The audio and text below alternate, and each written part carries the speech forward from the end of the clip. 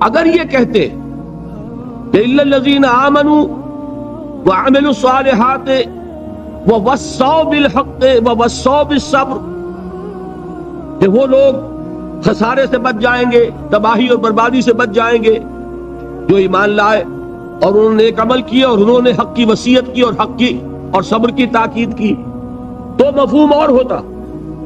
لیکن یہاں تواصو کا لفظ لائے، نہ اوسا نہ وسا، بلکہ تواصو باب تفاعل، جس میں دو مفہوم پیدا ہو گئے، ایک انتہائی تاکید کے ساتھ ایک کام کو کرنا، مبالغے کے ساتھ کرنا، پوری امکانی استطاعت کو بروئے کار لا کر کرنا، اور دوسرے آپس میں بھی کرنا، ایک دوسرے کو صبر کی تاکید کرنا، ایک دوسرے کو تلقین کرنا، ایک دوسرے کی ہمت بندھانا، ایک دوسرے کے لیے سہارا بننا.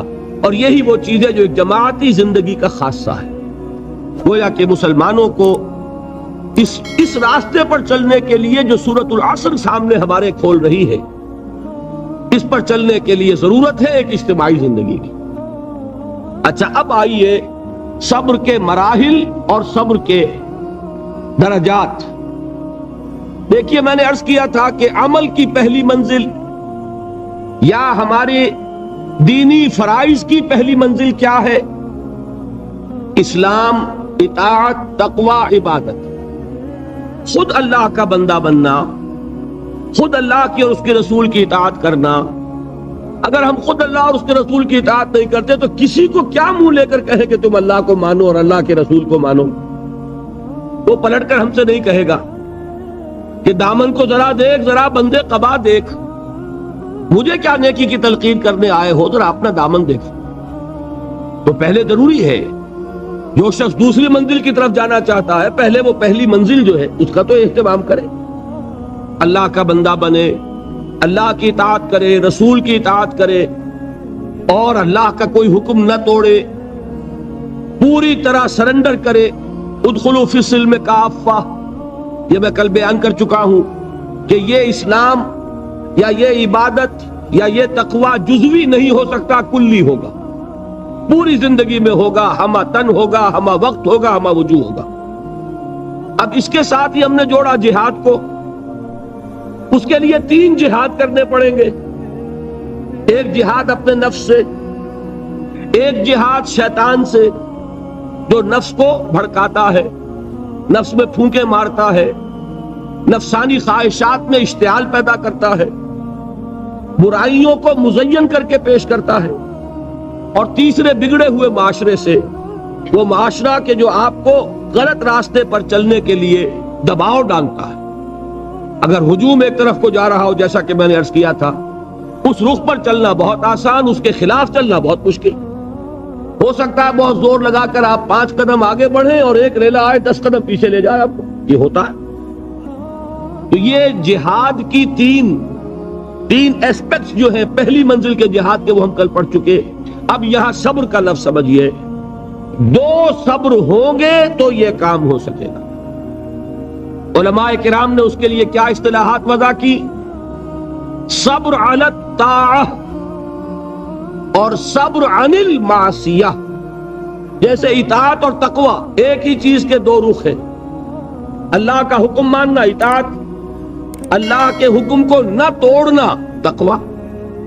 اسی طرح صبر علی الطاعہ، اطاعت پر جم جانا، قائم ہو جانا، سہارنا، ناگوار چیزوں کو برداشت کرنا. بڑی سخت سردی پڑ رہی ہے، فجر کا وقت ہے، گرم پانی کا اہتمام نہیں ہے. اب اس وقت فجر کی نماز کے لیے اٹھنا، ٹھنڈا پانی اگر ہے تو وضو تو کرنا ہوگا، اس ٹھنڈے پانی سے وضو کرنا، اس وقت لحاف سے نکلنا ہی بہت مشکل، ٹھنڈے پانی سے وضو کرنا اور مصیبت. یہ جب تک انسان میں صبر کا مادہ نہ ہوگا ممکن ہی نہیں. اس کو کہیں گے صبر علی الطاعہ، اطاعت پر صبر کرنا.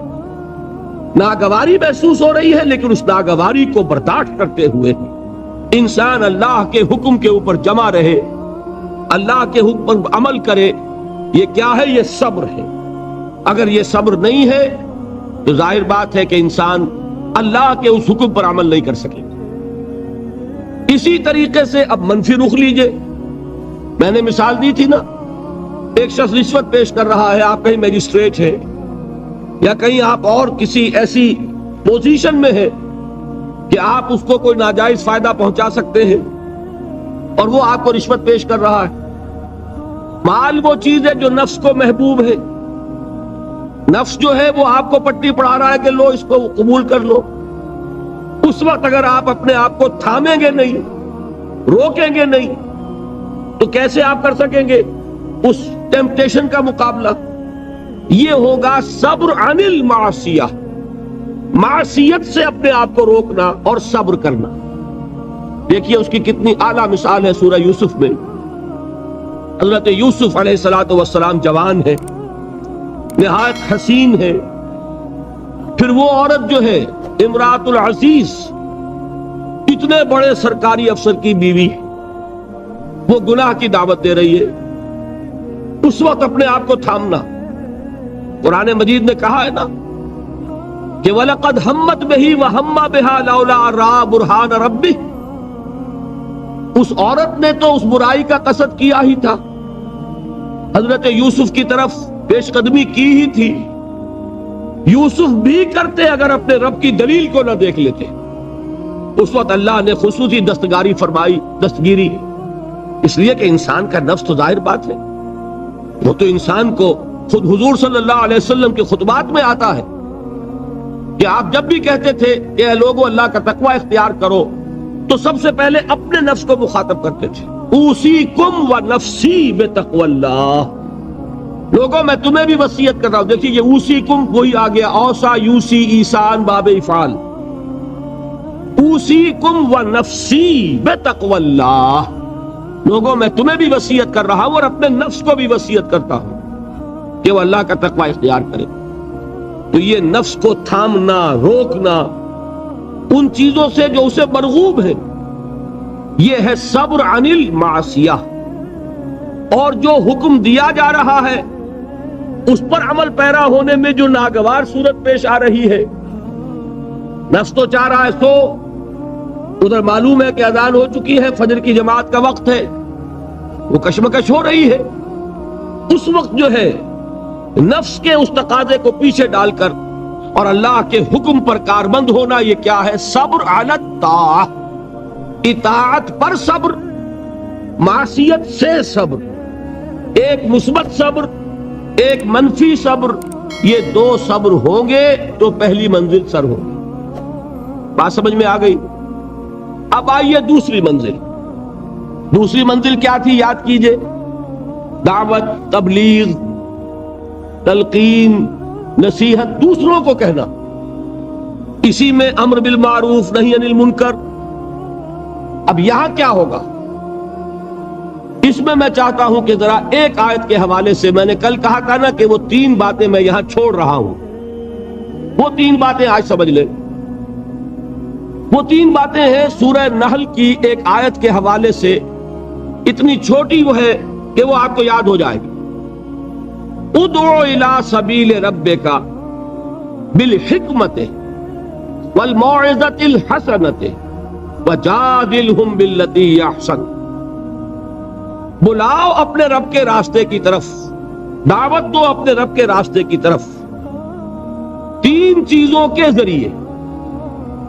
پہلی چیز بالحکمہ، حکمت کے ساتھ، دانائی کے ساتھ، دلیل کے ساتھ، برہان کے ساتھ۔ دوسری چیز موعظہ حسنہ، اچھی نصیحت، خوشنما نصیحت۔ اور تیسری چیز وجادلہم باللتی ہی احسن، جدال حسنہ، جھگڑا، مجادلہ، مناظرہ، لیکن وہ بھی خوبصورتی کے ساتھ۔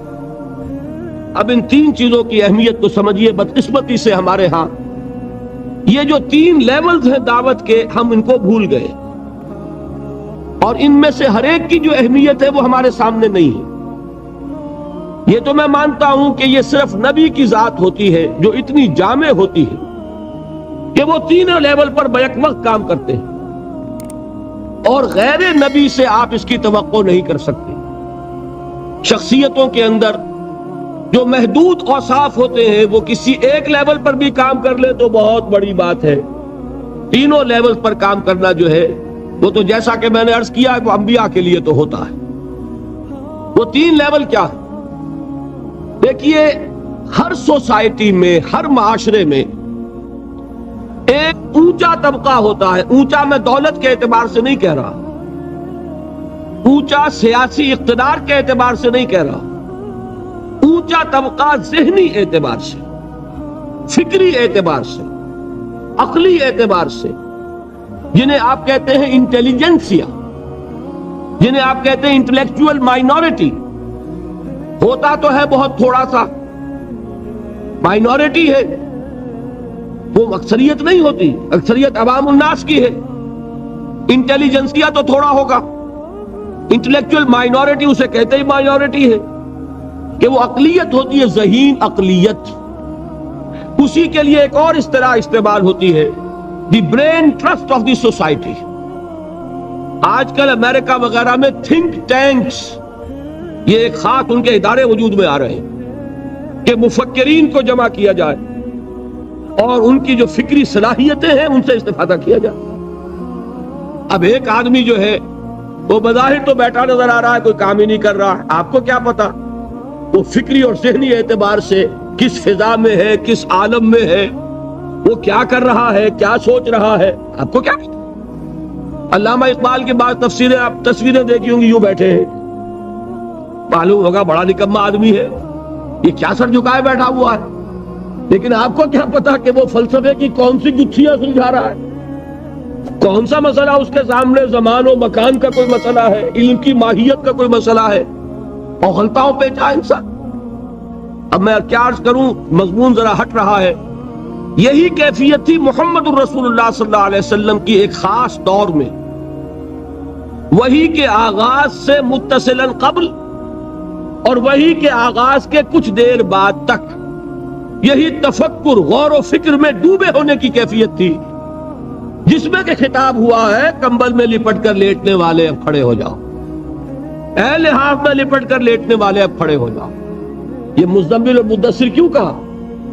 کیونکہ جب کوئی شخص غور و فکر میں ڈوبا ہوتا ہے، کوئی فکر ہے ذہن پر، سوچ بچار میں غرق ہے، تو وہ دوسروں سے تعلق منقطع کرتا ہے. اور عرب کا ایک خاص مزاج تھا، وہ اپنی چادر اپنے گرد لپیٹ کر یا لیٹ جاتے تھے یا بیٹھ جاتے تھے، اور چادر کو ایک ٹینٹ کی شکل میں اپنے گرد تان لیتے تھے. اب بھی ہمارے ہاں خود پاکستان میں پٹھانوں میں اس کا رواج موجود ہے. چادر کا جو وہ استعمال کرتے ہیں اس کے بہت سے استعمالات ہوتے ہیں. جو کندھے پر چادر پڑی ہوتی ہے ان میں سے ایک یہ بھی ہے، اس کو اپنے گرد لپیٹا اور دنیا سے منقطع کر لیا. یہ کیفیت حضور کی رہی ہے. اسی کے لیے تو غار حرا میں جا کر آپ وہاں پر جو کرتے تھے، کیا کرتے تھے؟ ظاہر بات ہے کہ آپ کسی نبی کے امتی تو تھے نہیں کہ اس کے طریقے پر عبادت کرتے. اگر آپ نصارہ میں پیدا ہوتے تو حضرت مسیح کے بتائے ہوئے طریقے پر عبادت کرتے. اگر آپ یہود میں پیدا ہوئے ہوتے تو ان کی شریعت کے مطابق عبادت کرتے. آپ کو تو ابھی کوئی عبادت سکھائی نہیں گئی، تو کیا کرتے تھے غار حرا میں؟ یہ ہمارے محدثین کرام نے اس کے لیے یہ الفاظ تجویز کیے ہیں کہ کان صفت تعبدہ فی غار حرا التفکر والاعتبار. غار حرا میں آپ غور و فکر، سوچ بچار کیا. یہ سوچ بچار میں اس طریقے سے اپنے آپ کو لگائے ہوئے ہونے کی کیفیت تھی جس میں آیا یا ایھا المزمل قم، یا ایھا المدثر قم، اے لحاف میں لپٹ کر لیٹنے والے اب کھڑے ہو جائیے. لیکن یہ کھڑا ہونا کون سا؟ رات کا کھڑا ہونا. قم اللیل الا قلیلا نصفہ او انقص منہ قلیلا.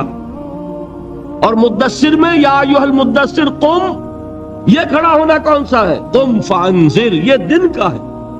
اب آپ خبردار کیجئے، دعوت دیجئے، اپنے رب کی تکبیر کیجئے.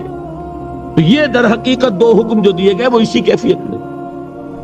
تو یہ بات جان لیجئے کہ وہ جو انٹلیکچوئل مائنورٹی ہوتی ہے، بظاہر آپ کو نظر آئے گا کہ کوئی کام نہیں کر رہے، اس لیے بڑی بڑی تنخواہیں لے رہے ہیں، تھنک ٹینکس کے اندر بیٹھے ہوئے ہیں، سوچ رہے ہیں کیا کام کر رہے ہیں. یہ وہ اصل میں وہ ہوتا ہے ان کے غور و فکر کی صلاحیت کو بروئے کار لانا، ایسا سازگار ماحول پیدا کرنا کہ وہ اپنی ذہانت، فطانت سوچ بچار کی صلاحیتوں کو بھرپور طریقے پر بروئے کار لانا۔ بہرحال یہ ہے وہ انٹلیکچوئل مائنورٹی، اس کی اہمیت کیا ہے وہ بھی جان لیں۔ دیکھیے میں مثال سے سمجھا دوں کہ یہ میرا وجود ہے، آپ کا وجود ہے، 2 من کا 1.5 من کا وجود ہے کہ نہیں؟ ایوریج 1.5 من کا تو ہوگا، میرا تو خیر 2 من سے بھی زائد ہے۔ اب اس میں ایک دماغ ہے، اس کا وزن کتنا ہوگا؟ وہ پاؤ بھر کا 1.5 پاؤ کا ہاتھ سیر کا اتنا ہی ہوگا، لیکن سارے وجود کو کنٹرول کرتا ہے کہ نہیں؟ یہ میرا ہاتھ پکڑ سکتا ہے کسی چیز کو، لیکن کس شے کو پکڑے کس کو نہ پکڑے اس کا فیصلہ ہاتھ کر سکتا، یہ تو دماغ سے ہوگا۔ یہاں سے حکم آئے گا یہ سانپ ہے مت پکڑنا، اور یہاں سے آئے گا لکڑی ہے پکڑ لو اٹھا لو۔ پاؤں چل سکتے ہیں، کدھر چلے کدھر نہ چلے کون فیصلہ کرے گا؟ دماغ۔ یہاں سے آرڈر آتا ہے کہ چلو تو دماغ پاؤں چلنا شروع کر دیتے ہیں۔ زبان بولتی ہے، فیصلہ کون کرتا ہے کیا بولنا ہے؟ دماغ۔ تو میرے پورے اس وجود کو کنٹرول کیا کر رہا ہے؟ دماغ۔ اس کی ریشو پروپورشن کیا بنے گی 2 من کے مقابلے میں آج سے؟ اسی طریقے پر آپ سمجھیے کہ انسانی معاشرے میں وہ برین ٹرسٹ جو ہے، انٹلیکچوئل مائنورٹی ہوتی بہت کم ہے لیکن بڑی اہم ہوتی ہے۔ جدھر کا ادھر رخ ہو جائے گا، جس طرف ان کا رخ ہو جائے گا ادھر معاشرہ خود بخود چل پڑتا ہے۔ یہ جو انٹلیکچوئل مائنورٹی ہے یہ واز سے کسی بات کو نہیں مانتی، واز سننے کو تیار نہیں۔ اس کا تقاضا کیا ہوتا ہے؟ عقل سے بات کرو، دلیل لاؤ، دلیل سے مانو، دلیل سے منواؤ، ہے کہ نہیں؟ بلکہ میں نے آپ کو بتایا تھا کہیں واز ہو رہا ہو تو وہ مسکراتے رہتے ہیں، اول تو آئیں گے نہیں، کہیں پھنس گئے مجبوری کو تو زیر لب مسکراتے رہیں گے کہ یہ واز فرما رہے ہیں، بھائی کوئی عقل سے بات کرو، کوئی دلیل سے بات کرو۔ اب یہ کہہ دینا تو آسان ہے، فرائیڈ کا نظریہ بڑا گمراہ ہے، بہت غلط ہے، بھائی دلیل سے ثابت بھی کرو۔ یہ کہنا آسان ہے، مارکس کا نظریہ کفر ہے، لیکن کچھ ثابت تو کرو اس میں کیا خرابی ہے۔ یہ ہے اصل میں جو سب سے ٹاپ کے لیول کی تبلیغ ہے، وہ یہ ہے، دلیل سے، برہان سے، غلط نظریات کا عقلی دلائل سے ابطال۔ یہ بات یوں غلط ہے، یہ نظریہ باطل ہے، یہ تصور صحیح نہیں ہے، دلیل سے ثابت کیا جائے۔ یہ ہے کس کے لیے؟ انٹلیکچوئل مائنورٹی کے لیے۔ اس کو کہا ادعو الی سبیل ربک بالحکمت، وزڈم کے ساتھ، دانائی کے ساتھ، عقلی دلائل کے ساتھ، براہین کے ساتھ اللہ کے راستے کی طرف بلاؤ۔ دوسرا لیول کیا ہے عوام الناس کا؟ وہ لیول ہے عام لوگ، ان کے ذہنوں میں کوئی خناس نہیں، کوئی غلط نظریہ نہیں، انہوں نے تو جیسے آپ کہتے ہیں کلین سلیٹس ہیں، اس کے اوپر آپ جو چاہیں لکھ دیں، اور اگر کسی سلیٹ پر پہلے سے لکھا ہوا ہے تو پہلے اسے صاف کرنا پڑتا ہے تب لکھیں گے۔ تو وہ جو ہوتے ہیں ذہین اقلیت، ان کے تو ذہنوں کی پہلے صفائی کرنی پڑتی ہے۔ اگر ڈارون کا نظریہ بیٹھا ہوا ہے تو وہ نکالیں گے تو قرآن مجید میں جو آیا ہے قصہ آدم و ابلیس 7 مرتبہ، وہ ڈارون کا نظریہ نکلے گا تو بیٹھے گا نا۔ تو ڈارون کا نظریہ وہاں ہے، وہ حجاب بنا ہوا ہے، وہ قصہ آدم و ابلیس کو پڑھتا ہوا مسکراتا ہوا گزر جاتا ہے۔ کیا بچگانہ باتیں ہو رہی، معاذ اللہ ثم معاذ اللہ ثم معاذ اللہ، اس کے ذہن میں بیٹھا ہوا ہے ڈارون کا فلسفہ۔ اب پہلے وہ ڈارون کا فلسفہ، اسی کو کہا ہے نا کسی نے کہ گلا تو گھونٹ دیا اہل مدرسہ نے تیرا، کہاں سے آئے صدا لا الہ الا اللہ۔ ذہن بدلا گیا، فکر بدلی گئی، سوچ بدلی گئی، کہیں ڈارون ہے، کہیں فرائیڈ ہے، کہیں مارکس ہے، کہیں ایڈلر ہے، کہیں برٹرینڈ رسل ہے، کہیں سارترے ہے، یہ ذہنوں کے اندر تو یہ بیٹھے ہوئے ہیں۔ تو اب کہاں سے بات آئے؟ اسی کو کہا تھا اکبر الہ آبادی نے کہ غزالی اور رومی کی بھلا کون سنے گا، محفل میں چھڑا نغمہ اسپینسر و مل ہے۔ جان سٹورٹ مل، اس کا فلسفہ یہ ہے، اس نے یہ فرمایا ہے۔ جس کے دماغ میں یہ بیٹھا ہوا ہے وہ غزالی کی بات کہاں سنے گا، رومی کی بات اس کے پلے کہاں پڑے گی؟ تو اس کے لیے تو ہے وہ بڑا کٹھن کام، اور کٹھن کام ہونے ہی کی وجہ سے ہم کرتے نہیں۔ عوام الناس میں واز سے نصیحت کرنا، تبلیغ کرنا یہ آسان ہے، لہذا ہمارے ہاں اس وقت جو کام ہوتا ہے وہ اسی بنیاد پر ہوتا ہے، اسی لیول پر ہوتا ہے. واعظ ہے، نصیحت ہے، میں اس کی نفی نہیں کر رہا، عوام کے لیے وہی مفید ہے. عوام کو آپ خامخواہ فلسفے پہ پڑھانے بیٹھ جائے تو یہ بھی در حقیقت ان کے ساتھ ظلم ہوگا. کلم الناس علی قدر عقولہم، وہ کیا ہے؟ واعظ. اور واعظ جو ہے وہ کوئی گالی نہیں ہے، واعظ بہت ہی مفید ہے، بشرطے کہ دماغ میں کوئی خناس نہ ہو، فطور نہ ہو، کوئی غلط نظریے بیٹھے ہوئے نہ ہو. تو از دل خیزت بر دل ریزت، دل سے بات نکلے گی اور دل میں جا لگے گی. صرف یہ ہے کہ عوام الناس ایک بات کے بارے میں جان لیجئے، بڑے حساس ہوتے ہیں. یہ تو چونکہ در حقیقت کوئی عقلی علمی بات نہیں ہوتی، یہ احساس ہوتا ہے. اگر آدمی یہ محسوس کرے کہ یہ شخص اپنی دھوس جمانا چاہ رہا ہے، یہ میرے اوپر اپنے علم کا روب جھاڑنا چاہتا ہے، تو آپ کی بات کا اثر نہیں ہوگا. اور اگر محسوس کرے کہ یہ میرا مخلص ہے، میرا خیر خواہ ہے، میری بھلائی کے لیے بات کہہ رہا ہے، اس نے کوئی دھندا نہیں بنایا ہوا، اس نے یہ پروفیشن نہیں اختیار کیا ہوا، بلکہ یہ خالصتاً لوجہ اللہ بات کہہ رہا ہے، تو وہ بات واقعتاً دل سے نکلی ہوئی بات دل میں جا کے اثر کرے. یہ ہے عوام الناس کے لیے. اب تیسرا لیول ہے وہ جو آپ کا معاشرہ ہے. قادیانی مبلغین بھی موجود ہے کہ نہیں؟ عیسائی بھی موجود ہے کہ نہیں؟ پاکستان میں تبلیغ ہو رہی ہے عیسائیت کی، اور ان کے اعداد و شمار پڑھیے، کتنے لوگ ہیں کہ جو عیسائی ہو گئے ہیں پاکستان بننے کے بعد. پاکستان میں کتنے نئے چرچ ہیں کہ جو تعمیر ہوئے پاکستان میں پاکستان بننے کے بعد. ان کے مشنز کی رپورٹ پڑھیے، رونا آتا. وہ کیوں ہے کہ ان کے پروفیشنز ہیں، پروفیشنل پادری ہیں، بڑی ٹریننگز لے کر آتے ہیں، کروڑوں روپے کے بجٹ ہیں ان کے مشنز کے، پوری حکومتیں ان کی پشت پر ہیں، وہ اندر ہی اندر دیمک کی طرح چٹ کر رہے ہیں.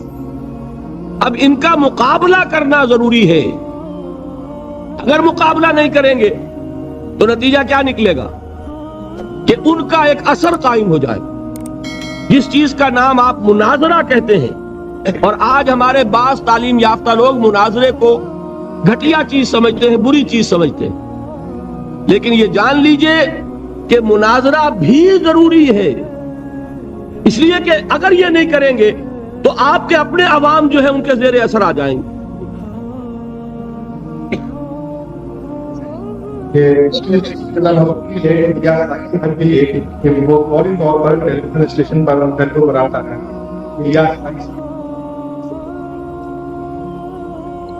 مجھے یہ یاد نہیں ہے کہ میں نے یہاں ذکر کیا یا نہیں کیا، بہرحال اگر کیا ہے تو دوبارہ کر رہا ہوں. جب انگریز ہندوستان میں آیا تو ایک طرف تو انگریز کی حکومت قائم ہو رہی، ہم جو ہے مرعوب ہو گئے، محکوم بھی ہوئے، محکوم مرعوب بھی ہو جاتا ہے. دوسری طرف ان کے پادریوں کی فوج آ گئی عیسائیت کی تبلیغ کے لیے، اور یہ لوگ بڑے ٹرینڈ تھے، عربی پڑھ کر آتے تھے، فارسی سیکھ کر آتے تھے، قرآن پڑھ کر آتے تھے، تاکہ وہ ٹاک کر حملے کر سکیں اسلام پر. اب ہمارے علماء کی اس اعتبار سے ٹریننگ نہیں تھی. وہ تو ہر کام کے لیے ایک ٹریننگ ہوتی ہے نا. اب انہیں تو چونکہ مسلمان ملک تھا، فتویٰ دینا ان کا کام تھا، کیا چیز ضروری ہے، کیا حرام ہے، کیا جائز ہے، کیا ناجائز ہے. کبھی کسی عیسائی سے مناظرے کا موقع ہی پیش نہیں آیا تھا. نتیجہ یہ نکلا کہ ایک پادری فینڈر تھا جرمن، کلکتے سے چلا دلی تک پہنچ گیا، اور جس شہر میں گیا اس نے علماء کو چیلنج کیا کہ مجھ سے مناظرہ کرو، اور ہر شہر میں جس نے بھی مقابلہ کیا، مناظرہ کیا، اس نے شکست کھائی اس سے. پھر وہ جامع مسجد دہلی کی سیڑھیوں پر کھڑے ہو کر اعلان کرتا ہے کہ میں کلکتے سے چل کر یہاں تک آ گیا ہوں اور کوئی مسلمان عالم میرا مقابلہ نہیں کر سکا. میں آج جامع مسجد دہلی کی سیڑھیوں سے چیلنج دے رہا ہوں پورے ہندوستان کے علماء کو کہ کوئی شخص مجھ سے مناظرہ کر لے. اب آپ سوچئے اس کو، اگر اس وقت کوئی اس کے مقابلے میں نہ آتا تو آپ کے عوام کے اوپر کیا اثر قائم ہوتا. ایک طرف انگریز حاکم ہے، ہم محکوم ہیں، اس کی تہذیب سے ویسے ہی مرعوب ہو گئے، دوسری طرف یہ کہ ہمارے علماء بھی مار کھا گئے، تو عوام میں جس پر جنگل کی آگ کی طرح عیسائیت پھیلتی، اس کا آپ تصور نہیں کر سکتے۔ اس وقت اللہ کا ایک بندہ، یہ اللہ کی سنت ہے، اقبال کا بڑا پیارا شعر ہے، خون اسرائیل آ جاتا ہے آخر جوش میں، توڑ دیتا ہے کوئی موسیٰ طلسم سامری۔ اللہ تعالیٰ نے بر وقت اٹھا دیا۔ تو اقبال نے یہ مصرع استعمال کیا ہے حضرت مجدد الفسانی رحمت اللہ علیہ کے لیے کہ اللہ نے بر وقت کیا جس کو خبردار، وہ ہند میں سرمایہ ملت کا نگہباں، اللہ نے بر وقت کیا جس کو خبردار۔ اسی طرح کی ایک شخصیت مولانا رحمت اللہ کیرانوی رحمت اللہ علیہ، وہ آئے میدان میں خم ٹھوک کر، انہوں نے مناظرہ کیا، پادری فینڈر کو ایسی شکست فاش ہوئی کہ پھر وہ ہندوستان چھوڑ کر بھاگ گیا۔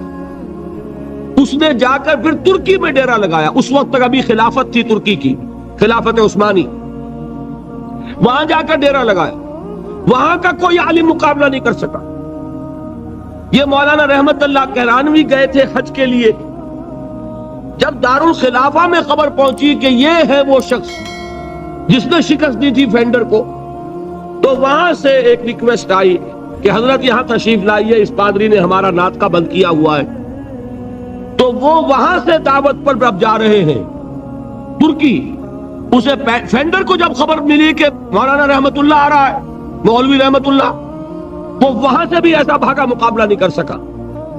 یہ ہے، دیکھیے اس کی ضرورت ہے، اس کی بھی ضرورت ہے۔ اب یہ میں بتا دوں آپ کو، ایک شخص یہ تینوں کام نہیں کر سکتا۔ ایک شخص انٹلیکچوئل لیول پر بھی کام کرے، ایک شخص سرمن اور واعظ کی سطح پر بھی کام کرے، اور وہ شخص مناظرے بھی کرے۔ مناظرہ عیسائیوں سے کرنے کے لیے کچھ اور معلومات درکار، بائبل کو پڑھاؤ جیسے آئے تھے دیدات صاحب، یہاں آئے کہ نہیں آئے؟ اب وہ اس وقت اللہ نے ان کو اٹھا دیا۔ ایک شخص ہے جو بائبل کے حوالوں سے پادریوں کا ناطقہ بند کیے ہوئے، غالباً آج یا کل ان کا جو مناظرہ ہوا ہے لندن میں، اس کے کیسٹس آپ کو مل جائیں گے۔ یہ اللہ کا بڑا فضل ہے کہ اس وقت ایک شخص عالم اسلام میں ایسا اٹھ کھڑا ہوا کہ کئی جگہ پر وہ پادری لوگ جو شکست کھا چکے۔ تو یہ اللہ کی طرف سے اب یہ صلاحیت، آپ اگر کہیں احمد دیدات صاحب سے کہ ایک قادیانی سے بھی مناظرہ کرو تو نہیں کر سکیں گے۔ اس کی وجہ یہ کہ اسپیشلائزیشن کا معاملہ ہے۔ قادیانی سے مناظرہ کرنے کے لیے وہ قادیانی کی ساری کتابیں پڑھی جائے، اس کا سارا لٹریچر کھنگالا جائے اپنے دل پر جبر کر کے، تبھی تو کر سکے گا نا۔ تو ایک شخص سارے کام نہیں کر سکتا۔ اس کے لیے ضرورت کیا ہے؟ اداروں کی ضرورت ہے، جہاں پول اپ کیے جائیں صلاحیتیں، کہ جو لوگ انٹلیکچوئل لیول پر کام کر سکتے ہیں وہ اس لیول پر تیاری کریں، جو لوگ عوامی سطح پر واعظ اور نصیحت کے ذریعے سے عوام الناس کو اللہ کی طرف بلا سکتے ہیں وہ اس کا کام کریں۔ پھر جو جدال کرنے والے ہیں، مناظرہ اور مجادلہ، وہ آئیں اور وہ اپنی اپنی مختلف جو ہیں جتنے بھی ان کے اندر وہ اسپیشلائز کریں اور ان کا مقابلہ کریں۔ ہندوستان میں عیسائیوں کی طرف سے حملہ ہوا اسلام پر، اور اسی وقت ہوا تھا آریہ سماجیوں کی طرف سے۔ آریہ سماجیوں سے مناظرے کرنے میں مولانا ثناء اللہ امرتسری، ان کو اللہ نے ایک صلاحیت دی، اور یہ غلام احمد قادیانی بھی جو پہلے مشہور ہوا ہے، وہ در حقیقت انہی مناظروں کی وجہ سے آریوں کے مقابلوں میں کچھ انہیں فتح حاصل ہوئی، کچھ عیسائیوں کے مقابلے میں فتح حاصل کی تو مسلمانوں میں پاپولر ہو گیا۔ اور اب جو دماغ میں خناس پیدا ہوا، ظرف کم ہو تو زیادہ پڑ جائے تو چھلک جاتا ہے، لہذا میں یہ ہوں اور میں وہ ہوں اور میں نبی ہوں اور میں فلاں ہوں۔ پھر یہ دعوے اس نے کیے، فضل واضل، گمراہ ہوا اور نہ معلوم کتنوں کو گمراہ کر گیا۔ لیکن اپنی جگہ یہ بات سمجھ لیجئے کہ دعوت کے یہ تینوں لیول ضروری ہیں۔ ادعو الی سبیل ربک بالحکمت والموعظۃ الحسنۃ وجادلھم بالتی احسن۔ یہ تین چیزیں نوٹ کر لیجئے۔ جیسے پہلی سطح پر تین جہاد تھے، نفس سے جہاد، شیطان سے مقابلہ اور بگڑے ہوئے معاشرے کے غلط دباؤ کا مقابلہ، وہاں صبر کیا تھا؟ صبر عن المعصیہ، صبر علی الطاعہ۔ اب یہاں کون سا صبر درکار ہے؟ جو شخص یہ کام کرے گا اسے اپنے کیریئر کا صبر کرنا پڑے گا. ایک شخص میں ذہانت ہے، صلاحیت ہے، وہ کوئی بہت ہی نفع بخش کیریئر جو ہے اس نے اڈاپٹ کیا ہوا ہے، ڈاکٹر ہے، انجینئر ہے، اس میں اسے بڑی اونچی تنخواہیں مل رہی ہیں، بڑی اعلیٰ پریکٹس چل رہی ہے، لیکن وہی صلاحیت اب ادھر لگائے گا، ظاہر بات ہے وہ بساط طے ہوگی، اس میں کمی آئے گی. یہ کیسے ہو سکے گا اگر صبر نہ ہو؟ اگر انسان صبر نہ کر سکے، اگر انسان قربانی نہ دے سکے اپنے کیریئر کی، اپنے مفادات کی، اپنے شاندار مستقبل کی، وہی نوجوان دیکھیے، ہمیں شرم آنی چاہیے اور گردنیں ہمیں جھکا لینی چاہیے. قادیانیوں میں کتنے نوجوان ہیں جو اپنی زندگیاں جو ہے وقف کر دیتے، وہ زندگیاں وقف کرتے ہیں، انہیں ٹریننگ ملتی ہے، پھر وہ میدان میں آتے. عام آدمی کیسے کام کر لے گا؟ آپ سوچئے کہ آپ اپنے بچوں کو اس کام کے لیے وقف کرنے کے لیے تیار ہوں گے؟ ہم ذرا بھی کوئی کھاتا پیتا انسان ہو، ذرا سی بھی اس کی کوئی حیثیت ہو، وہ کبھی سوچنے کو بھی تیار نہیں ہو. بھائی چندہ لے لو، اللہ اللہ خیر صلی اللہ، جان چھوڑو. ہم اپنی اولاد کو اس کام کے لیے نہیں دے سکتے. یہ ہے ہمارا حال، اور یہی وجہ ہے کہ وہ دین حق جو ہے پامال ہے. آج ہی کوئی صاحب کہہ رہے تھے قادیانیت افریقہ میں بہت پھیل رہی ہے. کیوں پھیل رہی ہے؟ باطل جو ہے عیسائیت پاکستان میں پھیل رہی ہے. کیوں پھیل رہی ہے؟ آخر حکومتیں ہیں، پیسے خرچ کرتی ہیں، ان کے پادری سرد ترین ممالک کے رہنے والے لوگ گرم ترین ممالک میں آ کے زندگیاں گزارتے ہیں کہ نہیں گزارتے؟ آج تو پھر بھی ایئر کنڈیشنز ہیں ان کے لیے، لیکن ایک زمانہ وہ بھی تو تھا جبکہ وہ جیکب آباد میں اور کہاں پنجاب کے تھل کے صحراؤں میں وہ لوگ گئے ہیں، اس وقت ایئر کنڈیشن بھی نہیں تھے. انہوں نے وہاں جا کر کام کیے ہیں، ان گرمیوں کو جھیلا ہے. تو کام تو کرنے سے ہوتا ہے، صبر کا مادہ نہیں ہوگا تو آپ کام نہیں کر سکیں گے. اور اسی کا ایک دوسرا رخ ہے، جب آپ دعوت حق کے لیے کھڑے ہوں گے پہلا قدم کیا آتا ہے؟ استہزاء، تمسخر، مذاق اڑانا، جس کی میں مثال اب دینا چاہتا ہوں محمد الرسول اللہ صلی اللہ علیہ وسلم کی شخصیت سے. دیکھیے ہم کیا اور ہماری بساط کیا، ہم کیا مبلغ ہوں گے، کیا داعی ہوں گے، ہمارے اپنے دامن پر داغ ہوتے ہیں، لیکن یہ کہ محمد الرسول اللہ کے دامن پر کوئی داغ تھا؟ ان کو تو سارے مکے والے الصادق الامین کہتے تھے، نہایت محبوب شخصیت تھے. ان کے لیے تو جا صادق، جا الامین، یہ الفاظ سننے میں آتے تھے، آنکھوں کا تارا. لیکن جب آپ نے دعوت اب شروع کی، اب قرآن مجید میں دیکھیے، کسی نے کہا مجنون ہو گئے، دماغ خراب ہو گیا، پاگل ہو گئے، اجی شاعر ہیں، کچھ شعر جوڑ لیتے ہیں، ہم پر دھوس جماتے ہیں. کسی نے کہا ساحر ہے، کچھ جادو سیکھ لیا ہے. یہاں تک کہ ایسے بدبخت بھی پیدا ہوئے، قرآن میں ہے ساحر کذاب، سحر کرنے والا جادوگر نہایت جھوٹا. یہ الفاظ کہے جا رہے ہیں کس کی شان میں؟ محمد الرسول اللہ صلی اللہ علیہ وسلم. قرآن میں نقل کیا گیا، یا ایھا الذی نزل علیہ الذکر انک لمجنون. کبھی آپ نے اس کا ترجمہ سوچا؟ اے وہ شخص، دیکھیے تصور کیجئے، حضور جا رہے ہیں، تشریف لے جا رہے ہیں، کسی دعوت میں ہے، تبلیغ میں، یا ویسے ہی تشریف لے جا رہے ہیں، اور کوئی ایک جم گھٹا ہے لوگوں کا، ادھر سے فقرہ آتا ہے، تیر کی طرح لگتا ہے دل میں جا کر محمد کے صلی اللہ علیہ وسلم. اے وہ شخص جس کا یہ خیال ہے کہ اس پر کوئی ذکر نازل ہو رہا ہے، ہمارے خیال میں تو تمہارا دماغ خراب ہو گیا. یا ایھا الذی نزل علیہ الذکر انک لمجنون، کہا کہ نہیں کہا؟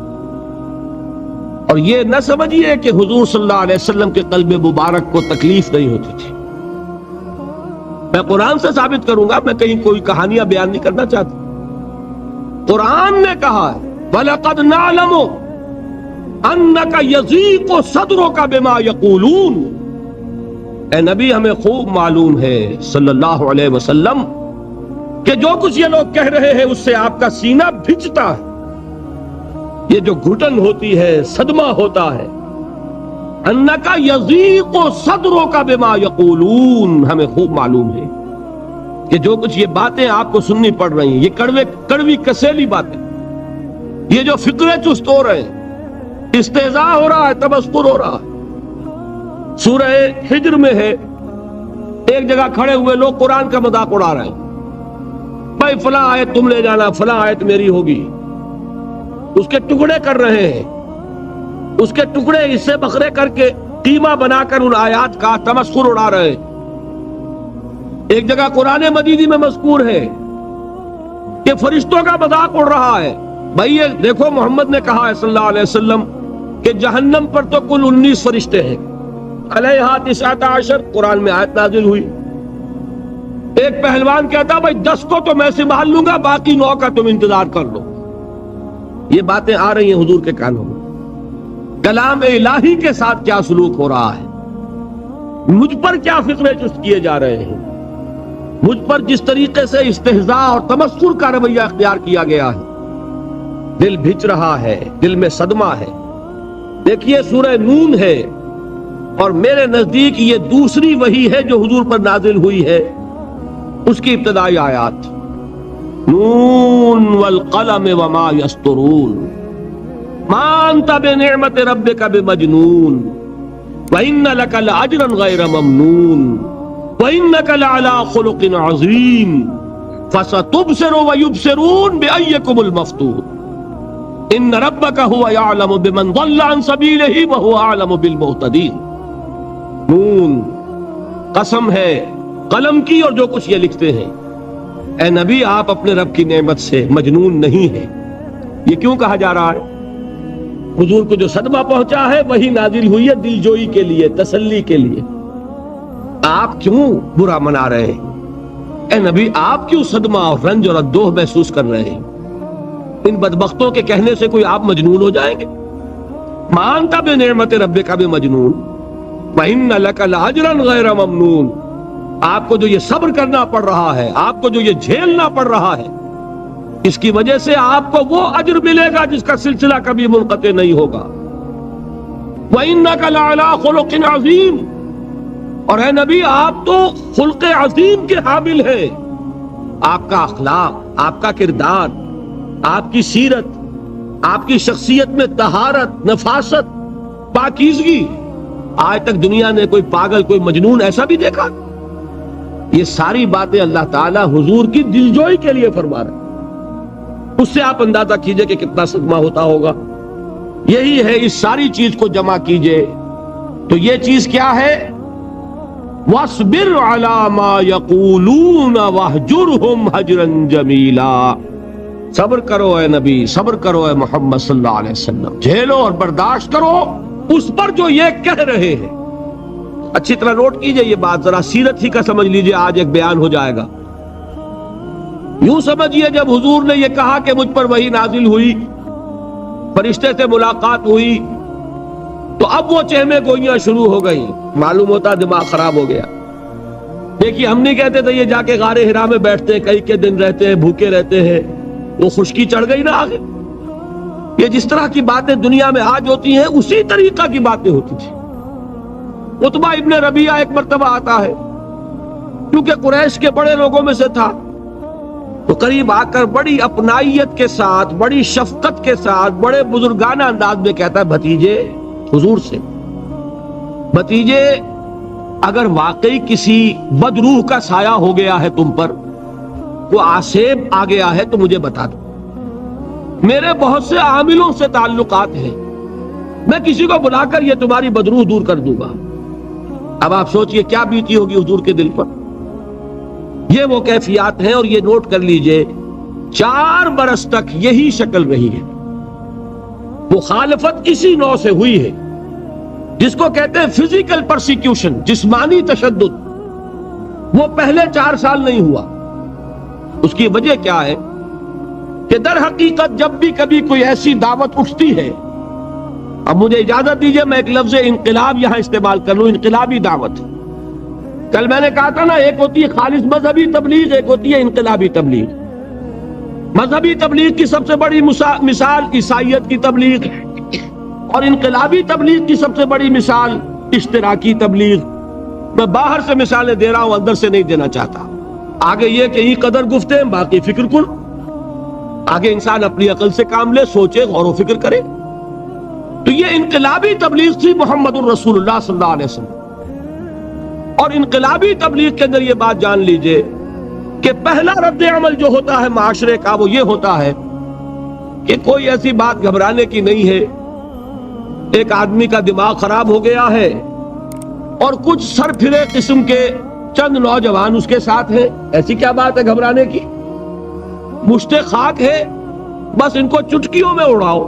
جو چٹکیوں میں اڑانا کہلاتا ہے. اسی کو قرآن مجید میں ایک اور جگہ کہا گیا ہے، یریدون لیطفئوا نور اللہ بافواہہم. یہ چاہتے ہیں کہ اللہ کے نور کو اپنے منہ سے بجھا دیں، پھونکے مار کے ہی بس. تو پہلا رد عمل جو ہوتا ہے ایک نظام کا، ایک کسی انقلابی دعوت کے خلاف، وہ رد عمل ہوتا ہے استہزاء، تمسخر، مذاق کرو. ان کو، جس کو آپ انگریزی میں کہتے ہیں ڈی مورلائز کر دو.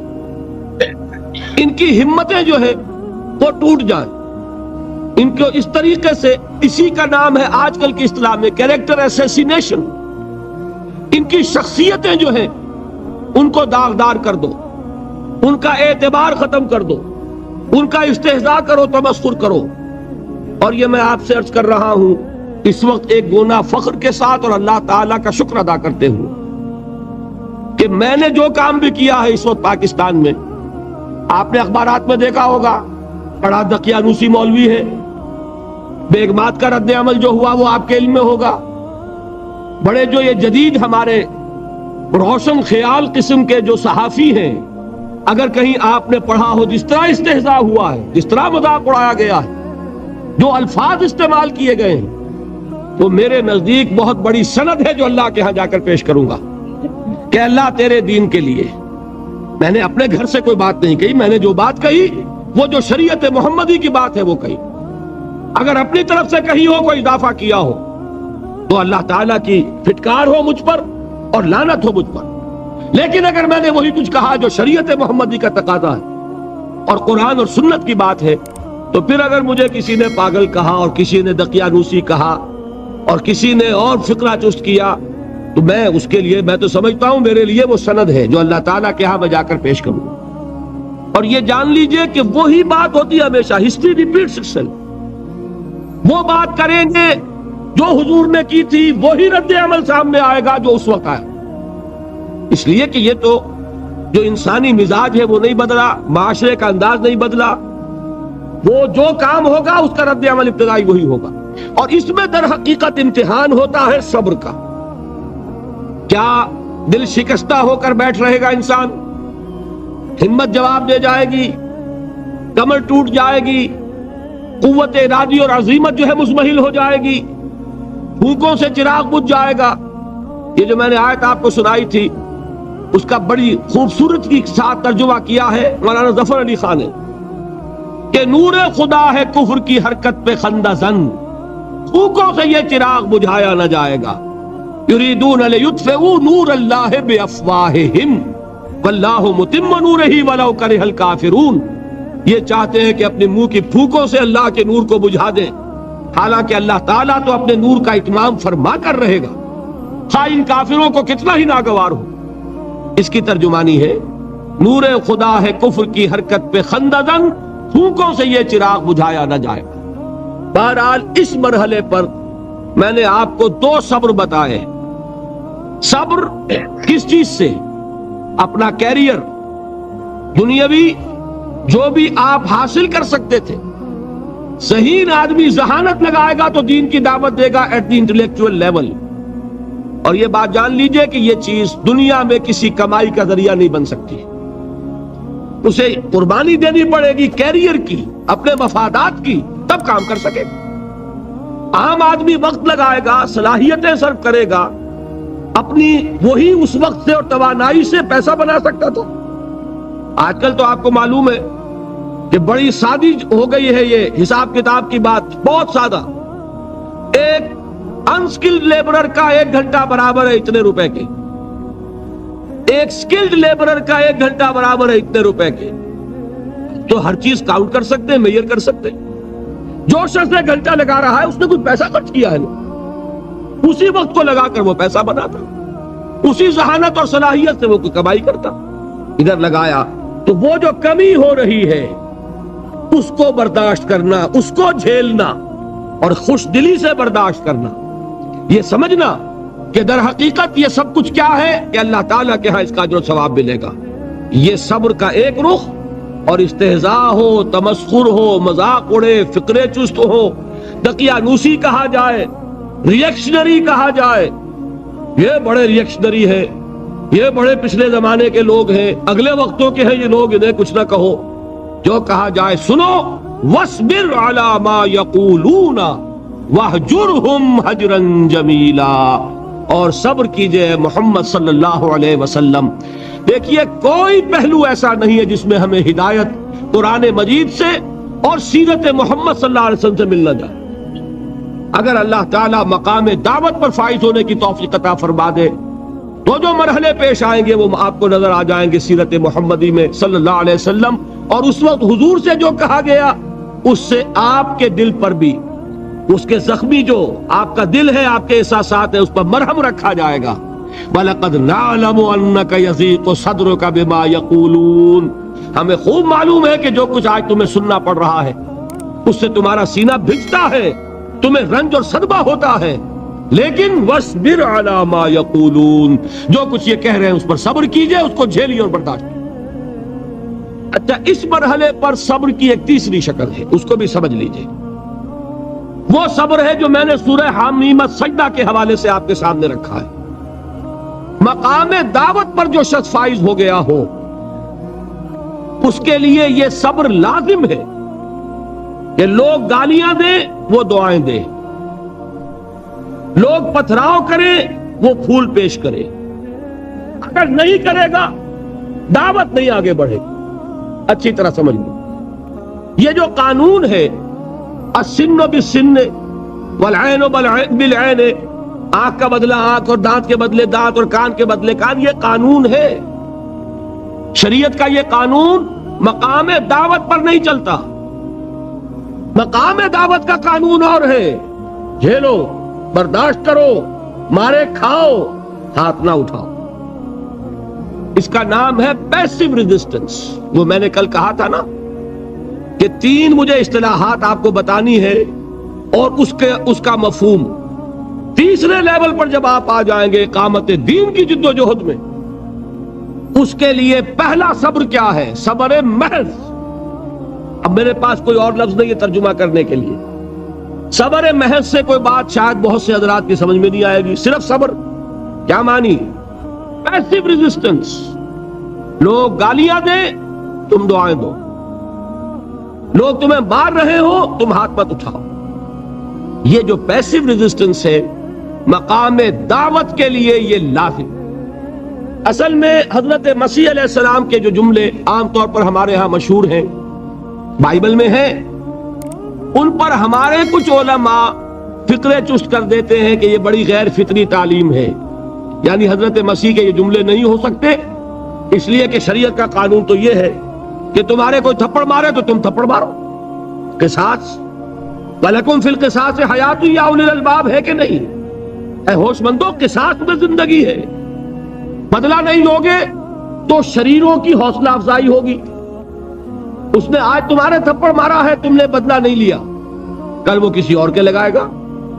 اس کو تو یوں سمجھیے نا کہ عادت پڑے گی. پھر معاشرے کی درستی کے لیے ضروری ہے کہ بدلہ ہو. ایک تھپڑ اس نے لگایا ہے تو تھپڑ اس کے لگے تو اس کے بھی 14 طبق روشن ہو, تاکہ کسی اور کو تھپڑ مارنے کی ضرورت اس میں نہ ہو. یہ صحیح ہے کہ معاشرے کی درستی اسی میں, لیکن جو دعوت کا معاملہ ہے بالکل جدا ہے, اس کے قانون اور ہے. حضرت مسیح کے الفاظ کیا تھے یا نہیں, بہرحال انجیل میں یہ ہے, اور میں جو بات عرض کر رہا ہوں یہ ہے کہ وہ بالکل صحیح ہے. مقام دعوت کے دوران یہی طرز عمل صحیح ہے, اور یہی طرز عمل محمد رسول اللہ نے صلی اللہ علیہ وسلم اپنے ساتھیوں کو تلقین فرمایا. وہ کیا ہے؟ وہ الفاظ جو ہے انجیل کے وہ یہ ہے کہ اگر کوئی تمہارے داہنے گال پر تھپڑ مارے بایاں بھی پیش کر دو. اگر کوئی تمہارا چغا لینا چاہے نالش کر کے تو تم اس کو کرتا بھی اتار کے دے دو. اگر کوئی تمہیں بیگار میں 1 کوس لے کے جانا چاہے تم 2 کوس اس کے ساتھ جاؤ. اس پر کہا گیا کہ یہ بڑی غیر فطری تعلیم ہے. یقیناً قانون کے اعتبار سے غیر فطری ہے, دعوت کے اعتبار سے یہ لازمی ہے. یہی دعوت کا یہی قانون ہے جو 12 برس تک مکے میں محمد الرسول اللہ نے نافذ کیا. صحابہ کو کیا حکم تھا؟ تمہیں کتنا ہی مارا جائے تم جواب میں کوئی کارروائی نہیں کر سکتے. نو ریزسٹنس, نو ریٹیلیشن. ریزسٹنس تو ہے, پیسو ریزسٹنس. ریزسٹنس کیا ہے؟ کہ پیچھے مت ہٹنا. وہ سارا دباؤ کیوں دے رہے تھے کہ تم اپنا تعلق منقطع کرو محمد سے صلی اللہ علیہ وسلم, تم توحید کو چھوڑو, اپنے آبائی دین میں آؤ. اسی کے لیے پریشرائز کر رہے تھے نا. حضرت بلال کو مار رہا ہے امیہ ابن خلف, حضرت خباب بن الارت رضی اللہ تعالی عنہ کو دہکتے ہوئے انگارے زمین میں بچھا کر اور اس کے اوپر ننگی پیٹھ لٹا دیا گیا. آپ ذرا تصور کیجئے, ایک شخص دیکھ رہا ہے کہ دہکتے ہوئے انگارے بچھائے جا رہے ہیں, یہ میرے لیے تیار کیے جا رہے ہیں, اور پھر حکم دیا جاتا ہے کرتا اتار دو, کرتا اتار دیتا ہے, لیٹ جاؤ لیٹ جاتا ہے. کیوں؟ بڑی غیر فطری بات ہے یہ تو. اسے ہاتھ پاؤں مارنے چاہیے. ایک آدمی ڈیسپریٹ ہو جائے تو آپ کو معلوم ہے اس کے اندر طاقت بہت آ جاتی ہے. اسے نظر آ رہا ہو کہ مجھے تو بھون دیں گے, کباب بنا دیں گے, تو اگر اسے اجازت ہو 2-4 کو مار کر مرے گا. اجازت نہیں. محمد نے ہاتھ باندھ دیے صلی اللہ علیہ وسلم, تمہیں اجازت نہیں ہاتھ اٹھانے. یہ بعد میں سورہ نساء میں یہ الفاظ نازل ہوئے کہ اے مسلمانوں, ایک زمانہ یہ تھا کہ تمہیں حکم تھا کفو ایدیکم, اپنے ہاتھ بندے رکھو. You are not allowed to retaliate. ڈٹے رہو, جمے رہو, کھڑے رہو, صبر کرو, جھیلو, برداشت کرو, پیچھے نہ ہٹنا. نہ محمد کے دامن کو چھوڑنا صلی اللہ علیہ وسلم, نہ توحید کا دامن چھوڑنا, لیکن ہاتھ اٹھانے کی اجازت نہیں. بتائیے کہاں گیا قانون؟ قانون تو یہ ہے کہ بدلا لو, لیکن وہ قانون تو اس وقت نافذ ہوگا جب انقلاب آ جائے گا, اسلامی حکومت قائم ہو جائے گی, تب آئے گا نا قانون. ابھی مرحلہ ہے انقلابی عمل کا, ابھی تو انقلاب لانا ہے, اسلامی حکومت قائم کرنی ہے. اس پروسیس کے تقاضے کچھ اور ہیں. اس میں جو پہلا مرحلہ ہے وہ پیسو ریزسٹنس کا ہے, صبر. یہی وجہ دیکھیے مکی صورتوں میں خود نبی اکرم صلی اللہ علیہ وسلم کو اتنے مختلف پیرایوں میں صبر کا حکم دیا گیا. کچھ مثالیں میں دے چکا ہوں. وَلِرَبِّكَ فَاصْبِرْ, اسی طریقے سے وَاصْبِرْ كَمَا صَبَرَ أُولُو الْعَزْمِ مِنَ الرُّسُلِ, اے نبی صبر کیجئے جیسے کہ صبر کیا ہمارے اولو العزم رسولوں نے. وَاصْبِرْ وَمَا صَبْرُكَ إِلَّا بِاللَّهِ, اے نبی صبر کیجئے اور آپ کا صبر تو اللہ ہی کے سہارے ہے.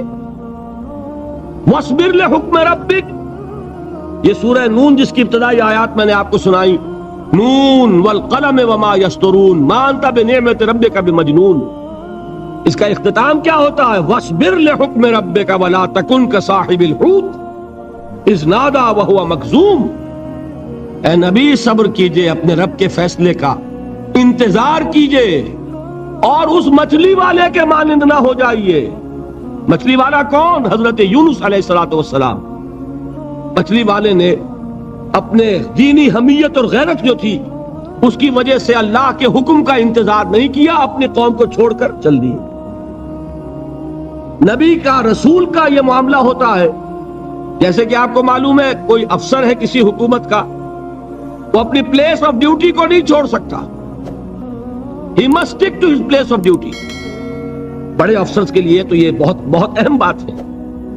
تو اے رسول, جہاں آپ کو ہم نے تعینات کیا ہے آپ وہاں سے ہل نہیں سکتے. کہ ذرا مخالفت ہوئی, لوگوں نے فکرے چست کیے اور آپ کہیں اور چل دیے, دفع ہوئے, یہ بات نہیں سننا چاہتے, میں کسی اور کو سناؤں گا, ہو سکتا ہے نا. ہم تو کرتے ہیں نا یہ، اس لیے کہ ہمیں تو اللہ نے کہیں تعینات تو نہیں کیا نا. اگر ایک جگہ کے لوگ بات نہیں سنتے، چلو بھائی ہم کہیں اور جائیں گے وہاں بات سنائیں. لیکن رسول کا معاملہ ہوتا ہے جو اس کی پلیس آف اپوائنٹمنٹ ہے، he cannot leave his place without the express permission of Allah سبحانہ و تعالی. آپ نے یہ سنا ہوگا، سیرت کی تقاریر میں پڑھا ہوگا کہ مدینے کی طرف ہجرت کی اجازت حضور نے تمام صحابہ کو دے دی، خود منتظر رہے جب تک کہ اللہ کی طرف سے اجازت نہیں آئی. حضرت ابوبکر پوچھتے رہتے تھے حضور اجازت آ گئی کہ نہیں؟ نہیں ابھی نہیں آئی. حضور اذن آ گیا؟ نہیں آیا. ابھی نہیں آیا. حبشہ کی طرف سب کو بھیج دیا، اجازت دے دی جو جانا چاہے چلا جائے. حضور کی صاحبزادی جو حضرت عثمان کے نکاح میں تھی وہ بھی ہجرت کر رہی ہے، لیکن حضور تو نہیں گئے. رسول نہیں چھوڑ سکتا اپنی جگہ کو. یہاں تک کہ تمام تقریباً صحابہ چلے گئے، حضور رہ گئے، حضرت ابوبکر رہ گئے، حضرت علی رہ گئے. اور حضرت ابوبکر پوچھ رہے ہیں بار بار اجازت آئی یا نہیں؟ نہیں ابھی نہیں آئی. حضرت عائشہ نے واقعہ بیان کیا کہ ایک روز اچانک دوپہر کے وقت ہم نے دیکھا کہ حضور نے اپنے پورے جسم کو ڈھانپا ہوا ہے، چہرے کو بھی کپڑے میں ڈھانکا ہوا ہے اور تشریف لا رہے ہیں. یہ اس میں تعجب کی بات یہ کہ عرب میں آج بھی آپ کو معلوم ہے کہ یہ چیز جو ہے ان کی روایات کے خلاف ہے کہ دوپہر کے وقت کوئی کسی سے ملنے جائے. یہ وقت جو ہے قیلولے کا ہے، آرام کا ہے. آج کل وہ عصر اور ظہر کے مابین کا وقفہ، تو این ٹھیک دوپہر کے وقت تشریف لائے حضور. آپ نے آ کے حضرت ابوبکر سے فرمایا کہ اجازت آ گئی ہے. اس میں ایک قصہ تھوڑا سا اور بتا دوں، بہت دلچسپ ہے اور بہت ہمارے لیے سبق آموز ہے. حضرت ابوبکر نے بہت خوش ہو کر ایک بات کہی، حضور میں نے 2 اونٹنیاں تیار کی ہوئی ہیں. یعنی اب آپ وہ تو سوچتے تھے نا شاباش ملے گی کہ میں نے تیاری کی ہوئی ہے. میں نے 2 اونٹنیوں کو خوب کھلا پلا کے فربا کیا ہوا ہے، بڑی توانا ہے تاکہ ہم تیزی کے ساتھ سفر کر سکیں. حضور نے توقف کیا، فرمایا ہاں ٹھیک ہے، 1 اونٹنی میں استعمال کروں گا لیکن میں اس کی قیمت ادا کروں گا. حضرت ابوبکر کی آنکھوں میں آنسو آ گئے. روتے ہوئے کہا حضور مجھ سے یہ مغایرت، کیا یہ جان اور مال کسی اور کے لیے ہے؟ آپ مجھ سے بھی کہہ رہے ہیں میری اونٹنی جو ہے وہ بھی بلا معاوضہ آپ قبول نہیں فرما رہے. یہ ہے محمد الرسول اللہ کی غیرت اور حمیت کا معاملہ. ہمارا معاملہ جو ہے دین کی دعوت و تبلیغ کے اعتبار سے بالکل کچھ مختلف بنا ہوا ہے. اسی لیے وہ عزت نہیں، وہ وقار نہیں. یہاں یہ حال ہے کہ حضور کے خسر ہیں، جان نثار ہیں، یار غار ہیں، سب کچھ ہیں، لیکن وہاں بھی یہ معاملہ ہے کہ ٹھیک ہے اونٹنی کی میں قیمت ادا کر. بہرحال میں جو عرض کر رہا تھا وہ یہ ہے کہ چونکہ رسول کو اجازت نہیں تو فرمایا گیا وَاصْبِرْ لِحُکْمِ رَبِّكَ وَلَا تَكُنْ كَصَاحِبِ الْحُوتِ. دیکھنا وہ جو یونس علیہ السلام جو انہوں نے کیا تھا، اجازت آئے بغیر وہ اپنی قوم کو چھوڑ کر کسی اور وجہ سے نہیں گئے تھے دین کی حمیت اور غیرت کی وجہ سے. یہ بدبخت بات سننے کو تیار نہیں ہے تو دفع ہو، میں کہیں اور جا کر اللہ کی بات کہیں سناؤں گا، لیکن اجازت کے بغیر نہیں جا سکتے. یہی وجہ ہے کہ پکڑ ہوئی، گرفت ہوئی اور مچھلی کے پیٹ میں رہے. وہاں وہ لا الہ الا انت سبحانک انی کنت من الظالمین، اور وہاں سے پھر اللہ تعالیٰ نے نجات دی، مچھلی نے انہیں اگل دیا ساحل کے اوپر. یہ ایک لمبی بات ہے. تو یہاں حضور سے کیا کہا گیا؟ صبر کی. اب دیکھیے ایک بات عجیب ہے، یہ ربط اپنے ذہن میں رکھیے. اللہ تو صبر کی تلقین کر رہا ہے اپنے رسول کو، اور رسول یہی تلقین کر رہے ہیں اپنے صحابہ کو. صبر کرو، جھیلو، برداشت کرو، ہاتھ مت اٹھانا، کوئی جوابی کارروائی نہیں ہوگی، بلکہ اپنے اوپر جھیلو جو کچھ جھیلنا ہے، ڈٹے رہو، پیچھے مت ہٹنا، یہ صبر ہے. لیکن ہاتھ اٹھانے کی اجازت نہیں. چنانچہ اب ذرا چشم تصور سے دیکھیے، ابو جہل اس نے جو بدترین روش اختیار کی، وہ ایک خاندان تھا حضرت یاسر، ان کی اہلیہ حضرت سمیہ، اور ان کے فرزند حضرت عمار رضی اللہ تعالی عنہم. یہ غلام نہیں تھے، حضرت سمیہ تو کنیز تھیں، لیکن یاسر غلام نہیں تھے. ان کی کہانی یہ ہے، واقعہ یہ ہے کہ یہ بہت نیک آدمی تھے یاسر، یمن کے باشندے. انہیں کو خواب میں بشارت ہوئی کہ نبی کا ظہور ہونے والا ہے مکے میں، جاؤ شاید ان کے قدموں تک پہنچ جاؤ.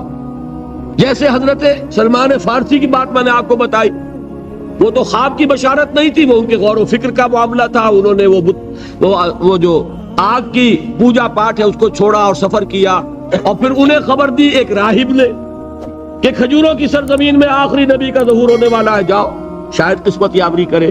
انہیں خواب آیا تھا. یہ یمن سے ترک وطن کر کے مکے آ گئے. ابو جہل کا ایک چچا تھا، بہت شریف النفس انسان، اس کے ساتھ معاہدہ کیا حلیف بن کر، اور وہ مکے میں رہنے لگے. اس لیے کہ یہ نوٹ کر لیجئے، مکہ اس وقت ایک قبیلے کا شہر تھا، صرف قریش. یا قرشی رہ سکتا تھا وہاں، یا قرشی کا حلیف.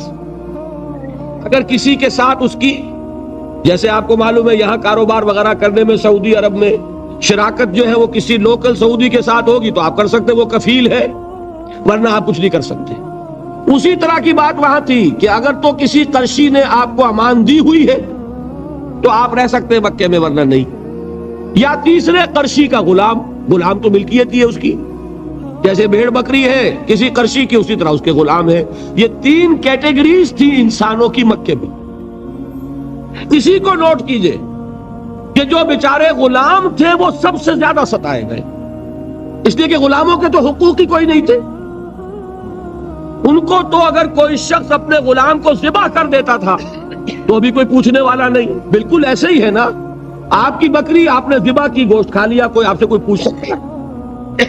جب ملکیت ہے، آپ کی بکری آپ کی تھی، آپ نے ذبح کر دی. غلام آپ کی ملکیت تھا، آپ نے ختم کر دیا. کوئی اس میں جرم نہیں، کوئی باس پرس نہیں. یہ تھا حال غلاموں کا. بلال غلام تھے، ابو فقی غلام تھے، سنیرا ایک کنیز تھی.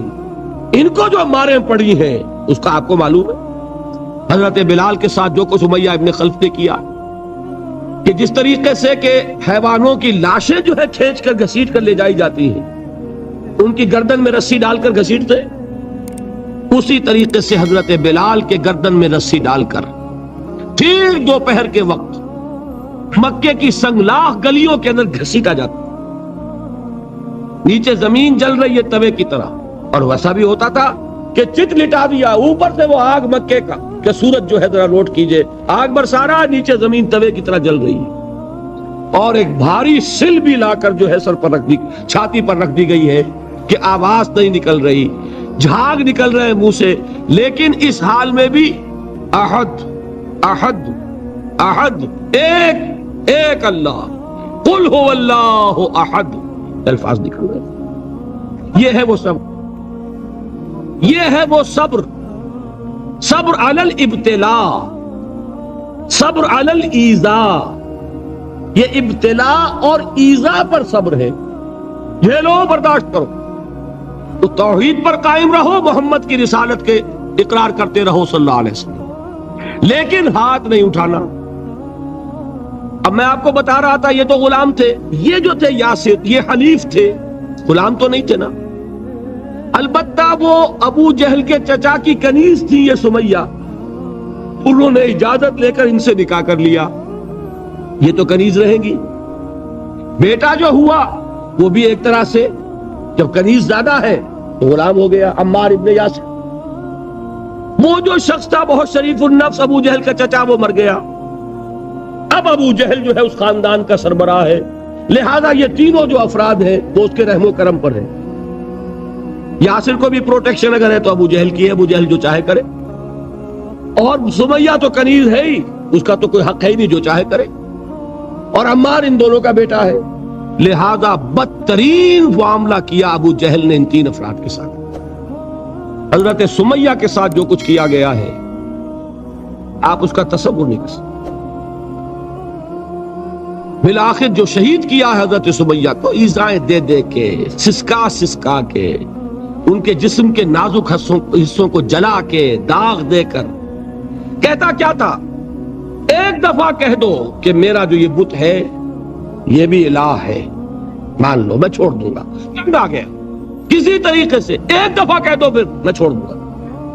لیکن یہ میاں بیوی حضرت یاسر اور حضرت سمیہ رضی اللہ تعالی عنہما، یہ ہے ثبات، یہ ہے صبر، یہ ہے استقلال، ایک مرتبہ بھی کہنے کے لیے تیار نہیں، جو چاہو کر لو، اب ہم تو اس سے پیچھے نہیں ہٹیں گے۔ تنگ آ کر اس نے حضرت سمیہ کی تو شرمگاہ میں برچھا مارا اور شہید کیا۔ حضرت یاسر کے بارے میں ایک روایت یہ ہے، ستا کے تنگ کر کر کے آخر کار جو ختم کیا، انہیں شہید کیا کس طرح؟ 4 سانڈ اونٹ جوان، ان سے رسے باندھے، ایک رسے سے ایک بازو باندھا، دوسرے سے دوسرا بازو باندھا، تیسرے سے ایک ٹانگ باندھی، چوتھے سے دوسری ٹانگ باندھی، اور چاروں کو دوڑایا ہے کہ جسم کے پرخچے اڑ گئے۔ اس حال میں کیا ہو رہا تھا وہ میں بتا رہا ہوں کہ اللہ تو تاکید کر رہا ہے اپنے نبی کو، اصبر وَلِرَبِّكَ فَاصْبِرْ وَاصْبِرْ عَلَى مَا يَقُولُونَ وَاصْبِرْ وَمَا صَبْرُكَ إِلَّا بِاللَّهِ وَاصْبِرْ لِحُكْمِ رَبِّكَ وَلَا تَكُنْ كَصَاحِبِ الْحُوتِ۔ اس وقت سامنے سے حضور گزرتے تھے جبکہ آل یاسر کے ساتھ یہ معاملہ ہو رہا ہے، کیا فرماتے تھے؟ اصبروا یا آل یاسر فإن موعدکم الجنہ، اے یاسر کے گھر والوں صبر کرو، جھیلو، اس لیے کہ تمہارے وعدے کی جگہ جنت ہے۔ اللہ تعالیٰ ادھر آنکھ بند ہوگی ادھر جنت میں تمہارا داخلہ ہو جائے گا۔ یہ ہے تواصوا بالصبر، والعصر ان الانسان لفی خسر۔ یہ تواصوا بالصبر پر کون عمل کر رہا ہے؟ محمد الرسول اللہ صلی اللہ علیہ وسلم۔ اس میں بھی ایک بات ہے، وہ بھی سمجھ لیجئے، دین میں جہاں عظیمت ہے رخصت کا پہلو بھی ہے۔ یہ جو نوجوان تھے، یہ بوڑھے والدین کا تو وہ مقام ہے، یہ رتبہ بلند ملا جس کو مل گیا۔ ہر مدعی کے واسطے دار و رسن کہاں؟ حضرت سمیہ اور حضرت یاسر۔ نوٹ کیجئے، میں ایک اعتبار سے کہا کرتا ہوں، سید الشہداء یہ بنے کہ نہیں بنے، ان کو جو فوقیت حاصل ہوئی، الفضل للمتقدمین، سب سے پہلی جان دینے والی یہ خاتون اور سب سے پہلی جان دینے والا اللہ کے لیے، توحید کے لیے، محمد کی رسالت کے لیے صلی اللہ علیہ وسلم، دے تو بھی محمد کی صداقت کی گواہی۔ یہ صداقت کی گواہی دیتے ہوئے انہوں نے اپنی جانیں دے دی۔ لیکن جو نوجوان عمار ہے اس نے رخصت کی راہ اختیار کی، جھیلا نہیں گیا، برداشت نہیں ہو سکا، ایک مرتبہ کلمہ کفر زبان سے نکال دیا، ابو جہل نے چھوڑ دیا، لیکن اب پشیمانی طاری ہوئی ہے میں کیا کر بیٹھا۔ اس کے بعد انہوں نے اپنے آپ کو ایک ستون سے باندھ لیا کہ حضور ہی آ کر مجھے اگر یہاں سے کھولیں گے تو میں کھلوں گا، ورنہ میں یہیں اپنے آپ کو ہلاک کر دوں گا، مجھ سے کیا ہو گیا۔ حضور خود تشریف لائے، دست مبارک سے کھولا، کہا کہ یہ بھی دین میں اجازت ہے، کلمہ کفر کہہ کر جان بچا لینے کی اجازت ہے، یہ رخصت ہے، عزیمت نہیں ہے۔ تمہارے والدین نے جو مقام حاصل کر لیا وہ تو پھر میں وہی کہوں گا کہ ہر مدعی کے واسطے دار و رسن کہاں، یہ رتبہ بلند ملا جس کو مل گیا۔ البتہ دین میں یہ ہے، آیت بھی ہے قرآن مجید کی، وَقَلْبُهُ مُطْمَئِنٌ بِالْإِيمَانِ، دل ایمان پر جمع ہوا ہو، کسی وقت محض جان بچانے کے لیے کلمہ کفر کہہ دینا، دل پر کوئی آنچ اس کی نہ آ رہی ہو تو اس کی اجازت ہے۔ کمزور طبائع کو بھی اللہ تعالیٰ نے اپنے دین میں اکوموڈیٹ کیا ہے۔ حضور نے ان کی ہمت بندھائی کہ گھبراؤ نہیں، ٹھیک ہے، یہ بھی اگر تمہارے دل کے اوپر کوئی اثر نہیں ہے تو کوئی حرج نہیں۔ بہرحال یہ میں آپ کو اب اس کا فلسفہ بھی سمجھا دوں۔ میرے دل میں ایک دفعہ خیال آیا تھا، جس وقت ابو جہل حضرت سمیہ اور حضرت یاسر کے ساتھ یہ سلوک کر رہا تھا، کم سے کم 30 ورنہ میرے اندازے میں 40 اشخاص، 40 مسلمان مکے میں موجود تھے۔ میرے دل میں اچانک ایک خیال آیا، کیا یہ بے غیرت تھے، بے حمیت تھے؟ انہوں نے اپنی بہن کو چھڑایا نہیں؟ انہوں نے حضرت یاسر ان کے دینی بھائی ہیں، محمد کے غلام ہیں، ان کی حمایت میں کچھ تو کرتے، بلوا کرتے، کچھ شور کرتے، ہنگامہ کرتے، چھڑا کر لے جاتے، کیوں نہیں کیا؟ اچانک خیال آیا نعوذ باللہ ثم نعوذ باللہ، نہ بے غیرت تھے نہ بے حمیت تھی، اصل بات یہ کہ حضور کی اجازت نہیں، کیا کریں؟ خون کھول رہا ہے، سینوں میں جوش ہے، لیکن اجازت نہیں۔ یہ ہے ڈسپلن کی وہ تربیت جو محمد رسول اللہ نے دی۔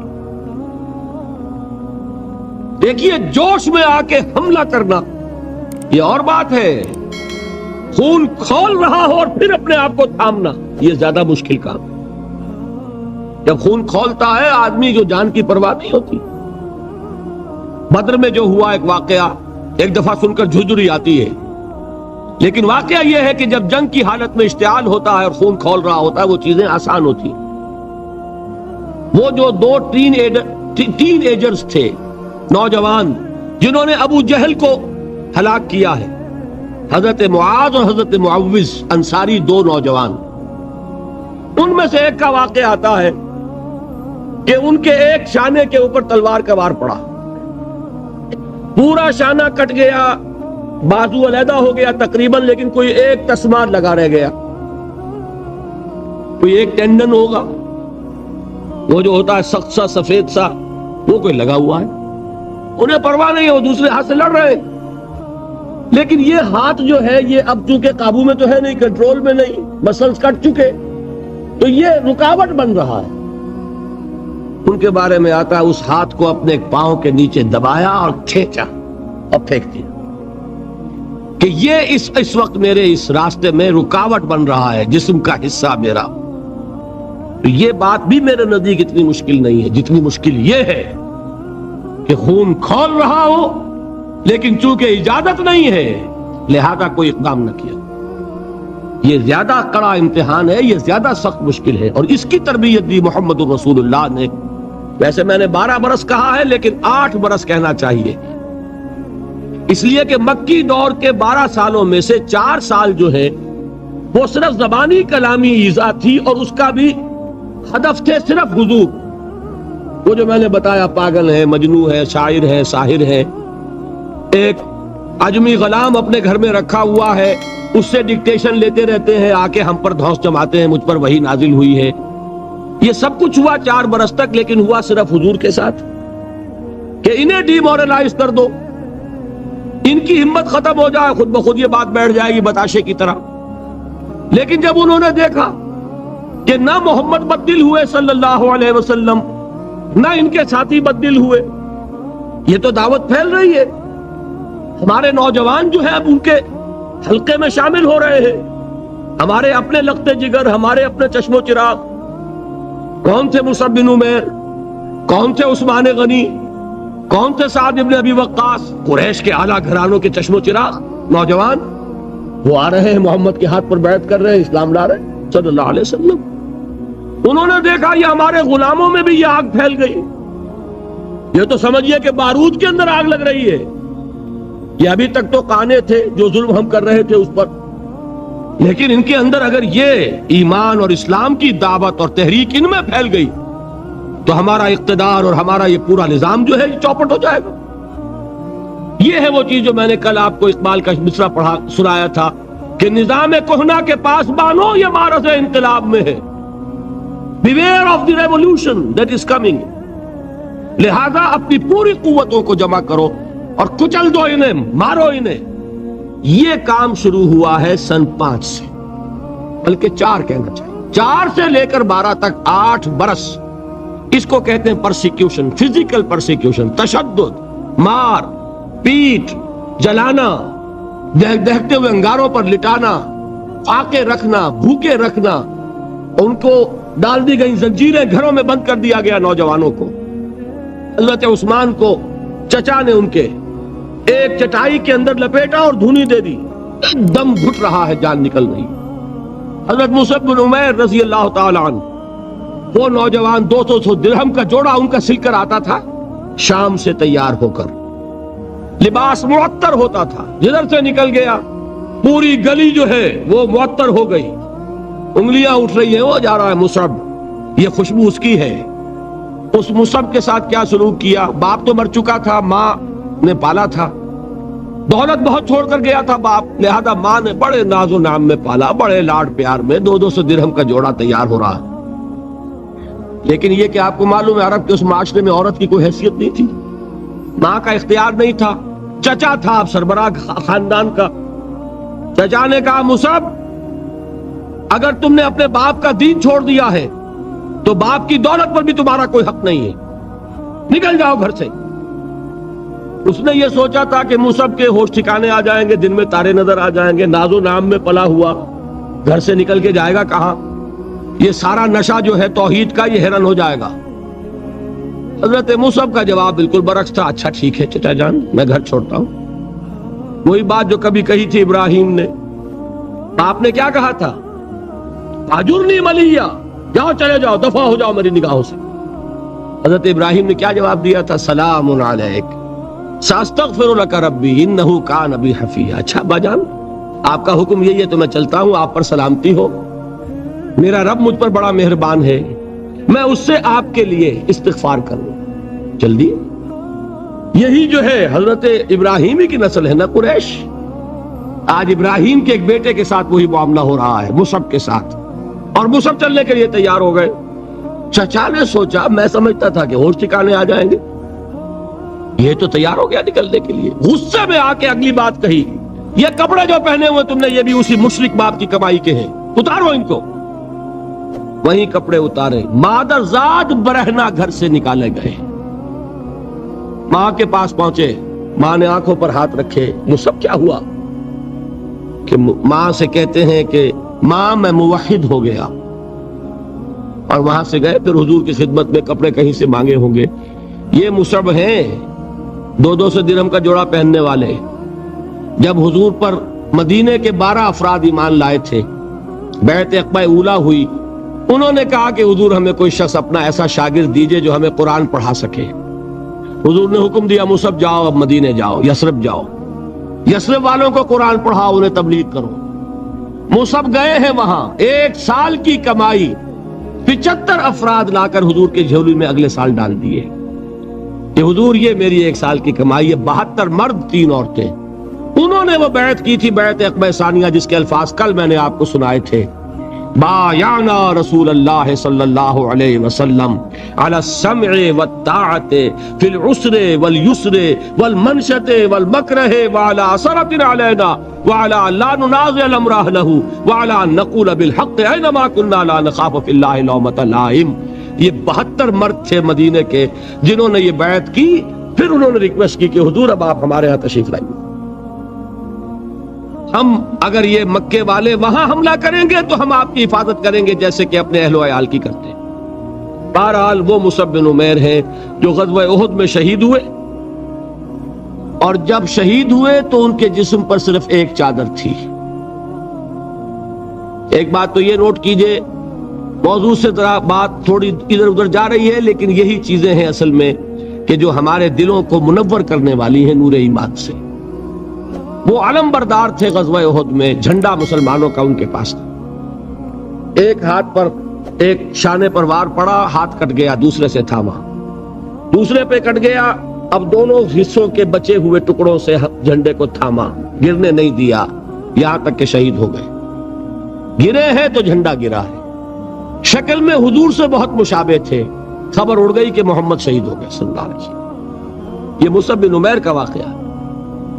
جب ان کو اب دفن کرنے کا وقت آیا، اور شہید کے لیے کفن جو ہے اس کا وہی لباس ہوتا ہے جو شہادت کے وقت ہو، حضور کے سامنے ایک پرابلم پیش کیا گیا۔ حضور مصعب کے جسم پر تو ایک چادر تھی، اور وہ چادر بھی اتنی چھوٹی ہے، یعنی 2 گز کی چادر بھی نہیں ہے، اس سے اگر سر ڈھانپتے ہیں مصعب کا تو پیر کھل جاتے ہیں، پیر ڈھانپتے ہیں تو سر کھلتا ہے، کیا کریں؟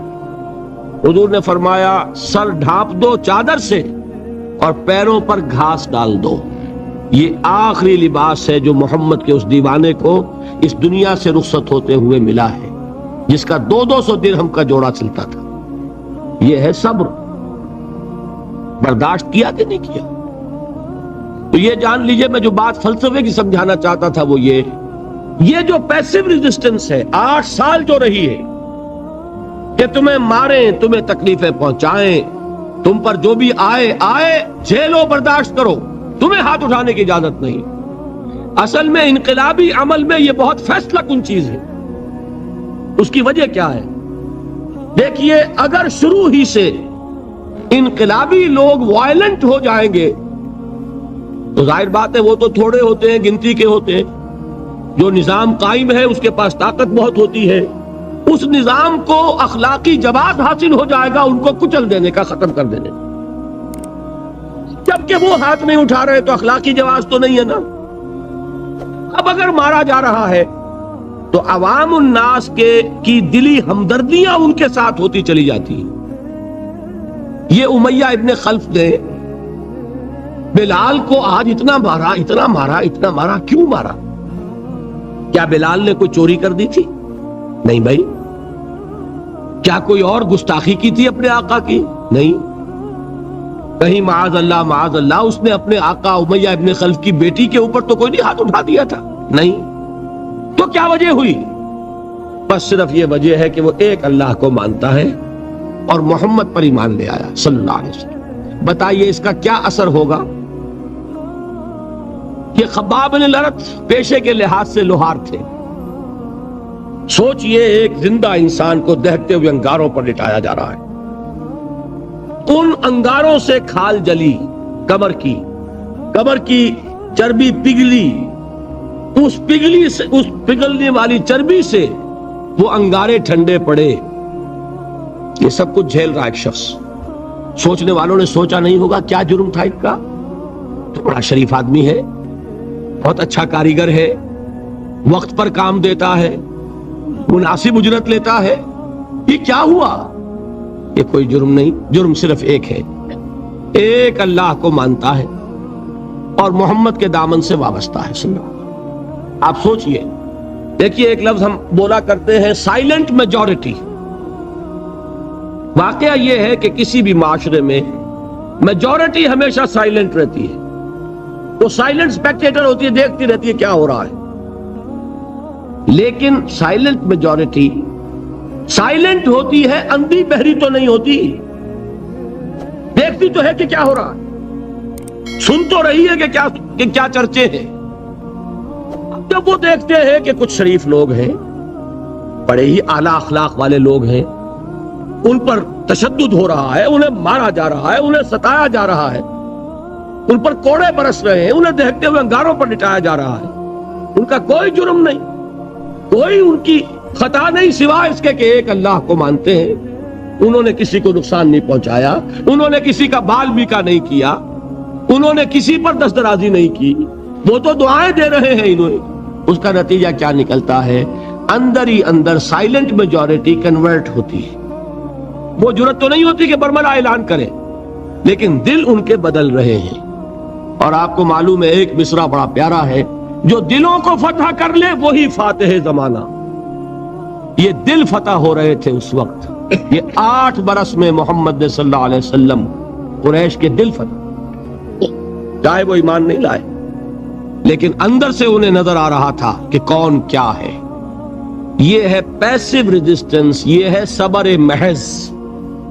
انقلابی عمل میں، اقامت دین کی جد و جہد میں پہلا مرحلہ یہ ہے صبر کا۔ دوسرا مرحلہ کیا ہے؟ جب اتنی قوت ہو گئی کہ اب آپ کو اندازہ ہے کہ اب آپ اس باطل نظام کے خلاف اقدام کر سکتے ہیں۔ دیکھیے ریولوشنری پروسیس کسے کہتے ہیں؟ پہلے ایک انقلابی نظریہ، اس کی اشاعت ہوگی، جو لوگ اس کو قبول کریں گے انہیں آرگنائز کیا جائے گا، ایک پارٹی کی شکل دی جائے گی، پھر ان کی تربیت ہوگی، جیسا انقلاب لانا ہے ویسی تربیت کرنی ہوگی۔ اب ٹکراؤ ہوگا اس باطل نظام کے ساتھ، غلط نظام کے ساتھ۔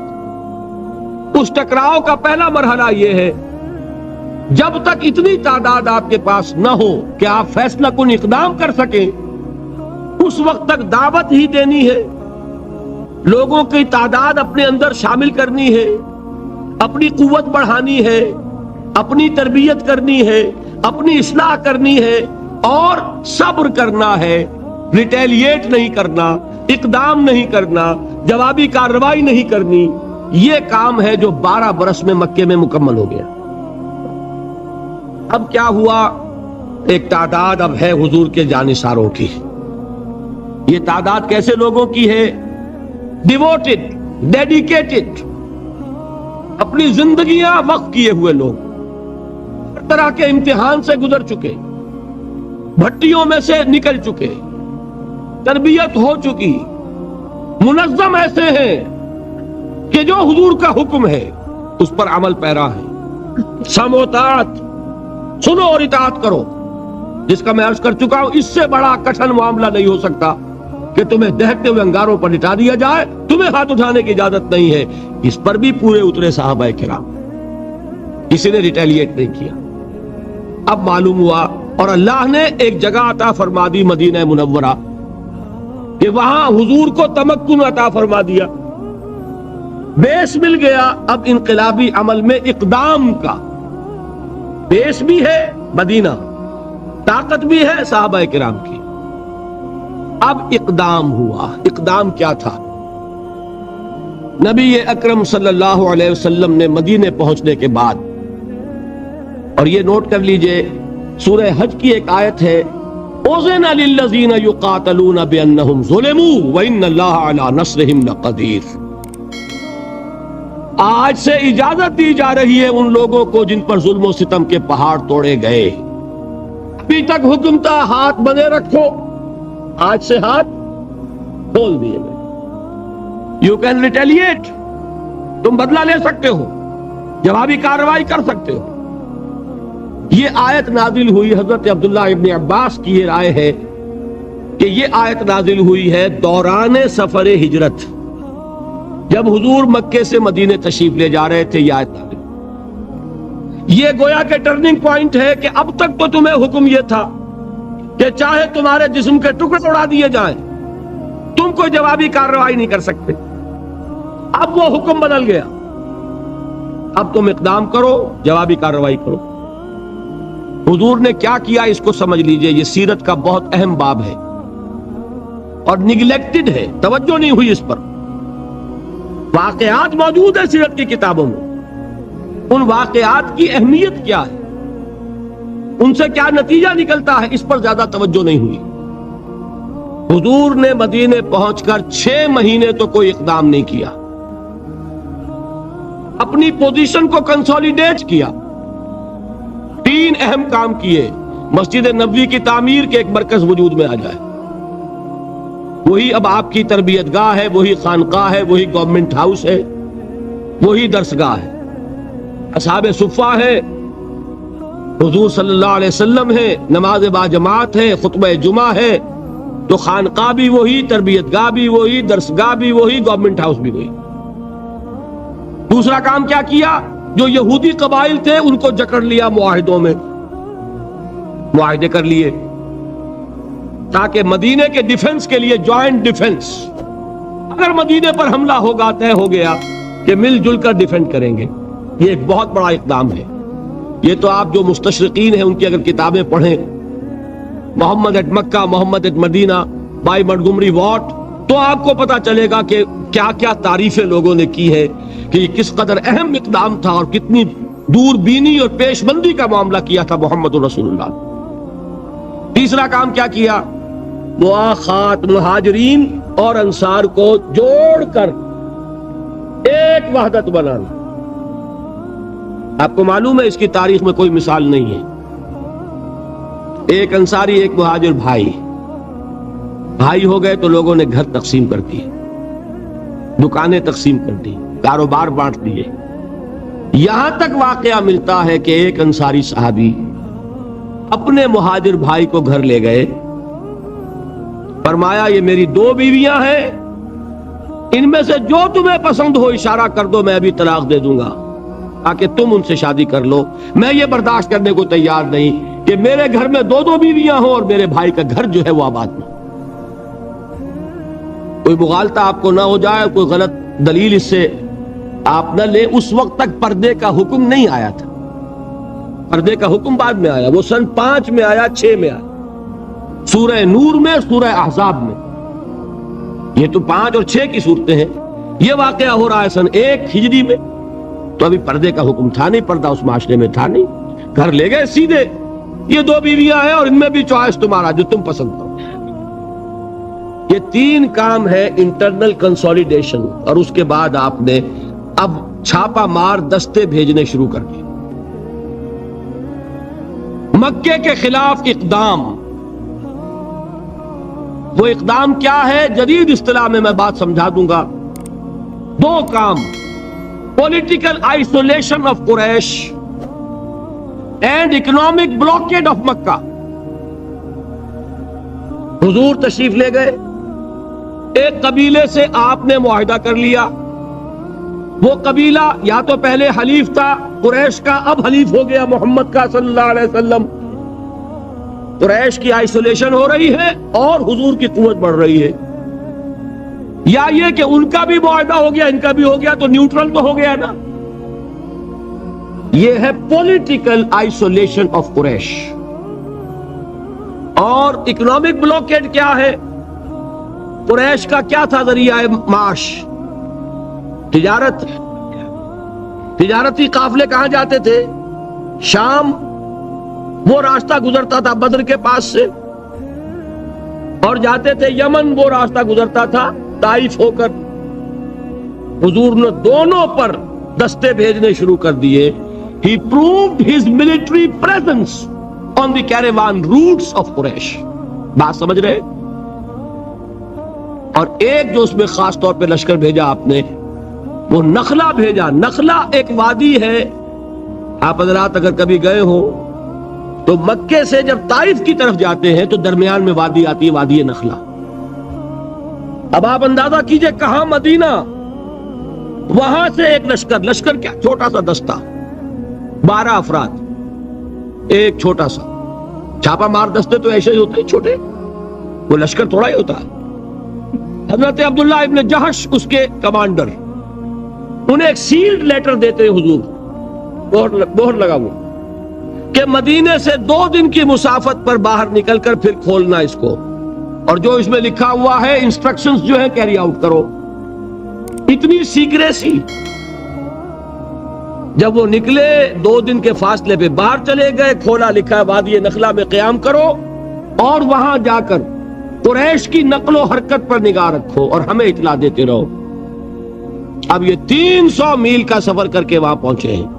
وہاں اتفاق سے ایک قافلہ قریش کا گزر رہا تھا، اس سے مٹ بھیڑ ہو گئی، مقابلہ ہوا، ایک آدمی قرشی جو ہے کافر مشرک، وہ ان کے ہاتھوں مارا گیا، 2 کو انہوں نے گرفتار کیا، باقی بھاگ گئے، تو جو مال غنیمت تھا وہ لے کر آ گئے۔ حضور ناراض ہوئے کہ میں نے تمہیں اس کا حکم نہیں دیا تھا، میں نے صرف یہ کہا تھا کہ وہاں قیام کر کے ہمیں انفارم کر دیں۔ لیکن یہ بات ریکارڈ پر آ جانی چاہیے کہ ہجرت کے بعد پہلا قتل جو ہوا مسلمانوں کے ہاتھوں ایک مشرک کا ہوا، یہ تھی جس نے مکے میں آگ لگا دی۔ اتنی جرت ہو گئی محمد کی صلی اللہ علیہ وسلم۔ ادھر سے وہ ابو سفیان لے کر گئے ہوئے تھے قافلہ، تجارتی قافلہ، وہ واپس آ رہا تھا، اس کی طرف سے ایک پیغام پہنچ گیا کہ میرے قافلے کو خطرہ ہے محمد کے آدمیوں سے صلی اللہ علیہ وسلم، لہذا فوراً کوئی انتظام کرو مدد کا۔ یہ ہے وہ چیز جس کی آڑ لے کر ابو جہل جیسے لوگوں نے لشکر تیار کیا اور بدر کی طرف مارچ کیا۔ یہاں سے پہلی جنگ ہوئی ہے غزوہ بدر سن 2 ہجری میں۔ اگر حضور اقدام نہ کرتے، حضور نے یہ دستے بھیجے نہ ہوتے، اگر مسلمانوں کے ہاتھوں ایک کافر کا قتل نہ ہوتا، اگر وہ راستہ جو ہے تجارتی راستہ وہ مخدوش نہ ہو گیا ہوتا، بدر کی جنگ نہ ہوتی۔ یہ اقدام تھا محمد الرسول اللہ صلی اللہ علیہ وسلم کا، جس کے نتیجے میں final phase of revolution, armed conflict, وہ اب شروع ہوا ہے سن 2 میں، جاری رہا سن 8 تک۔ اندرون ملک عرب یہ 6 سال ہیں۔ ان 6 سالوں میں غزوہ بدر، غزوہ احد، غزوہ احزاب، یہ سارے غزوے ہو گئے، پھر فتح مکہ، پھر یہ کہ غزوہ حنین، طائف کا محاصرہ، سن 8 تک یہ معاملہ مکمل ہو گیا. جاء الحق وزهق الباطل ان الباطل کان زہوقا. جب یہ فیز شروع ہوا ہے تو یہ آیتیں نازل ہوئی جو میں نے سنائی تھی آپ کو. یا ایھا الذین آمنوا استعینوا بالصبر والصلاۃ. اے مسلمانوں، اہل ایمان، مدد حاصل کرو. اب جو نیا فیز شروع ہو چکا ہے تمہاری جد و جہد کا. یہ مدنی آیت ہے نا، مدنی صورت ہے. وہ جد و جہد کا دور جو تھا مکی وہ کچھ اور تھا، یہ کچھ اور ہے. اس میں تو اب تمہیں آگے بڑھنا ہے، کفر پر اور شرک پر حملہ آور ہونا ہے، اقدام کرنا ہے، چیلنج کرنا ہے. استعینوا بالصبر والصلاۃ. مدد حاصل کرو کس سے؟ صبر سے اور نماز. ان اللہ مع الصابرین. جان لو کہ اللہ تعالیٰ صبر کرنے والوں کے ساتھ. ولا تقولوا لمن يقتل في سبيل الله اموات. اور ہرگز نہ کہو اسے جو اللہ کی راہ میں قتل ہو جائے کہ وہ مردہ ہے. الاحیاء ولکن لا تشعرون. نہیں، وہ زندہ ہے لیکن تمہیں ان کا شعور نہیں ہے. اور سنیے، اب یہ آیت اہم ترین ہے صبر کے موضوع پر. وَلَنَبْلُوَنَّكُمْ بِشَيْءٍ مِّنَ الْخَوْفِ وَالْجُوعِ وَنَقْصٍ مِّنَ الْأَمْوَالِ وَالْأَنفُسِ وَالثَّمَرَاتِ وَبَشِّرِ الصَّابِرِينَ. اور دیکھو ہم تمہیں آزمائیں گے. وَلَنَبْلُوَنَّكُمْ، ہم لازماً آزمائیں گے تمہیں. بِشَيْءٍ مِّنَ الْخَوْفِ، خوف کی کیفیت طاری کر کے. والجوع، بھوک، فقر اور فاقہ. ونقص من الاموال، مالی نقصان. والانفس، جانی نقصان. والثمرات، اور ثمرات، پھلوں اور میووں کا نقصان. میرے نزدیک یہاں پر ثمرات کا مفہوم ایک اور بھی ہے. ایک تو صاف تھا، کھجور کی فصل تیار ہے، غزوہ تبوک جانے کا حکم مل گیا، کون اتارے گا؟ اور کھجور وقت پر اتری نہیں، برباد ہو جائے گی. یہ ہو رہا ہے نا میووں کا نقصان. اور میرے نزدیک یہاں یہ بھی ہے، بسا اوقات بہت سی محنتوں کا نتیجہ انسان دیکھتا ہے کہ ضائع چلا گیا. میں نے 10 سال محنت کی، حاصل کوئی نہیں نکلا. یہ ثمرات کیا ہیں؟ محنتیں، محنتوں کے ثمرات کا ضیاع. کوشش آپ نے کی، قسمت کی خوبی دیکھی ہے، ٹوٹی کہاں کمن. 2-4 ہاتھ جب کے لبے بام رہ گئے. Be prepared. ایک شاعر کے یہ اشعار ہیں، تو کمیونسٹ تھا، میں نام بھی نہیں لیتا، لیکن یہ کہ یہ اسی انقلابی، چونکہ ان کا بھی ایک انقلابی نظریہ ہے، انقلابی عمل میں یہ سارے مراحل آتے ہیں. کوئی سیٹ بیک آیا، فرض کیجئے کوئی ناکامی ہو گئی، تو اپنے ساتھیوں کو دل بندھانے کے لیے یہ فصل امیدوں کی ہمدم اس بار بھی غارت جائے گی. سب محنت صبحوں شاموں کی اب کے بھی اکارت جائے گی. میرے نزدیک یہ ثمرات کا جو لفظ یہاں آیا ہے، وَنَقْصٍ مِّنَ الْأَمْوَالِ وَالْأَنفُسِ وَالثَّمَرَاتِ، سب محنت صبحوں شاموں کی اب کے بھی اکارت جائے گی. دھرتی کے کونوں کھدروں میں پھر اپنے لہو کی کھاد بھرو، پھر مٹی سینچو اشکوں سے، پھر اگلی رت کی فکر کرو، پھر اگلی رت کی فکر کرو. جب پھر ایک بار اجڑنا ہے، ایک فصل پکی تو بھر پایا، تب تک تو یہی کچھ کرنا ہے. ایک مقصد ہے سامنے، انقلاب برپا کرنا ہے. ایک کوشش ناکام ہو جائے کوئی پرواہ نہیں، نیکسٹ. پھر تیار رہو ناکامی کے لیے. ایسا نہ ہو جو انگریزی میں کہتے ہیں hope for the best but be prepared for the worst. ایسا نہ ہو کہ دوسری مرتبہ ناکام ہو کے بددل ہو جاؤ، تمہاری ہمتیں جواب دے جائیں. نہیں، پہلے سے تیار رہو کہ دوسری مرتبہ بھی ناکامی آئے تو آئے، لیکن جب تک کہ کامیابی حاصل نہیں ہوتی ہمیں یہ کام کیے چلے جائیں. دیکھیے سیرت میں آیا کہ نہیں یہ واقعہ. بدر میں مسلمانوں کو فتح ہوئی تو احد میں زک پہنچی کہ نہیں؟ 70 صحابہ شہید ہوئے کہ نہیں؟ اگر ان کی ہمتیں جواب دے جاتی تو گاڑی کیسے چلتی آگے؟ تو فرمایا وَلَنَبْلُوَنَّكُمْ بِشَيْءٍ مِّنَ الْخَوْفِ وَالْجُوعِ وَنَقْصٍ مِّنَ الْأَمْوَالِ وَالْأَنفُسِ وَالثَّمَرَاتِ، ہم تمہیں لازماً آزمائیں گے خوف کی کیفیت سے، فقر و فاقے کی کیفیت سے، بھوک سے، جان کے نقصان سے، مال کے نقصان سے، محنتوں کے حاصل کے ضائع ہو جانے سے۔ وَبَشِّرِ الصَّابِرِينَ، اور اے نبی بشارت دیجئے صبر کرنے والوں، الذین اذا اصابتہم مصیبت، وہ کہ جب ان پر کوئی تکلیف آئے، کوئی مصیبت آئے، کوئی آزمائش آئے، قالوا انا للہ وانا الیہ راجعون، وہ یہ کہیں کہ ہم اللہ ہی کے ہیں، اللہ ہی کی طرف لوٹ جانا ہے۔ یہ وہی انداز ہے جو میں نے فارسی کا شعر سنایا تھا آپ کو کہ سر تسلیم خم ہے جو مزاج یار میں آئے۔ وہ ہمارا مولا ہے، ہمارا آقا ہے، اگر اسے یہی منظور ہے تو ہمیں بھی یہی منظور ہے۔ میں نے تسلیم و رضا کی بات کی تھی نا، آپ کو کچھ شعر سنائے تھے، ایک شعر اور سنیے، اور یہ کس کا ہے؟ محمد علی جوہر کا۔ ایک مرتبہ جیل گئے، ان کی ایک بیٹی جوان بیمار ہوئی، موت ہو گئی، باہر چھوڑا انگریز نے، جاؤ بھائی دفن کر دو بیٹی کو۔ دوسری مرتبہ جیل گئے، دوسری جوان بیٹی اسی مرض میں مبتلا ہوئی، اب یہ جیل میں ہے، خبر پہنچی کہ دوسری بیٹی کے اوپر بھی اسی مرض کا حملہ ہوا۔ ایک نظم لکھی ہے جس کا آخری شعر یہ ہے، تیری صحت ہمیں منظور ہے لیکن اس کو نہیں منظور تو پھر ہم کو بھی منظور نہیں۔